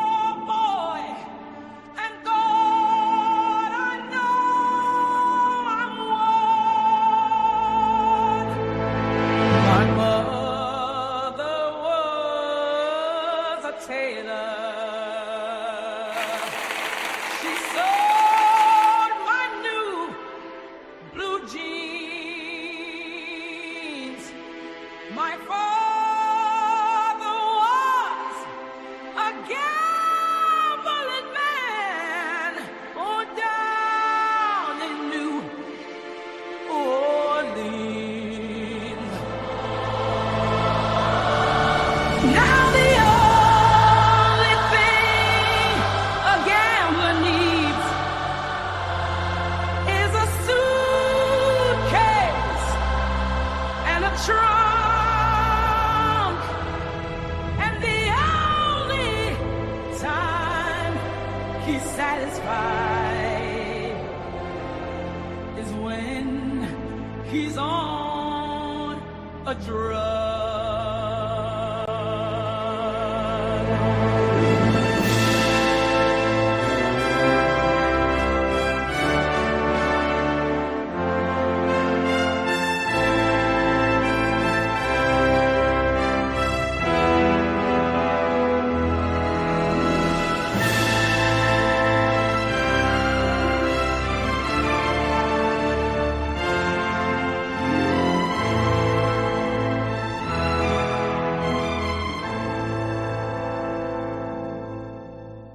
Oh, mothers, tell your children not to do what I have done. Spend your lives in sin and misery in the house of the rising sun.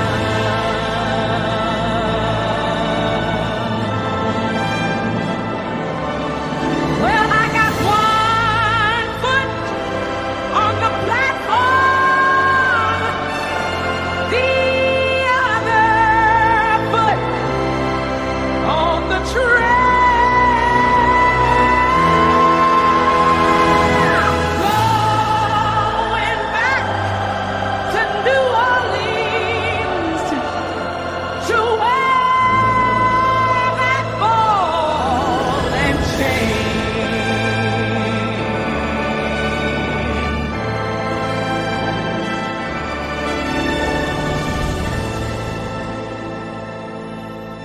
Well, there is a house in New Orleans they call the Rising Sun, and it's been the ruin of many a poor boy, and God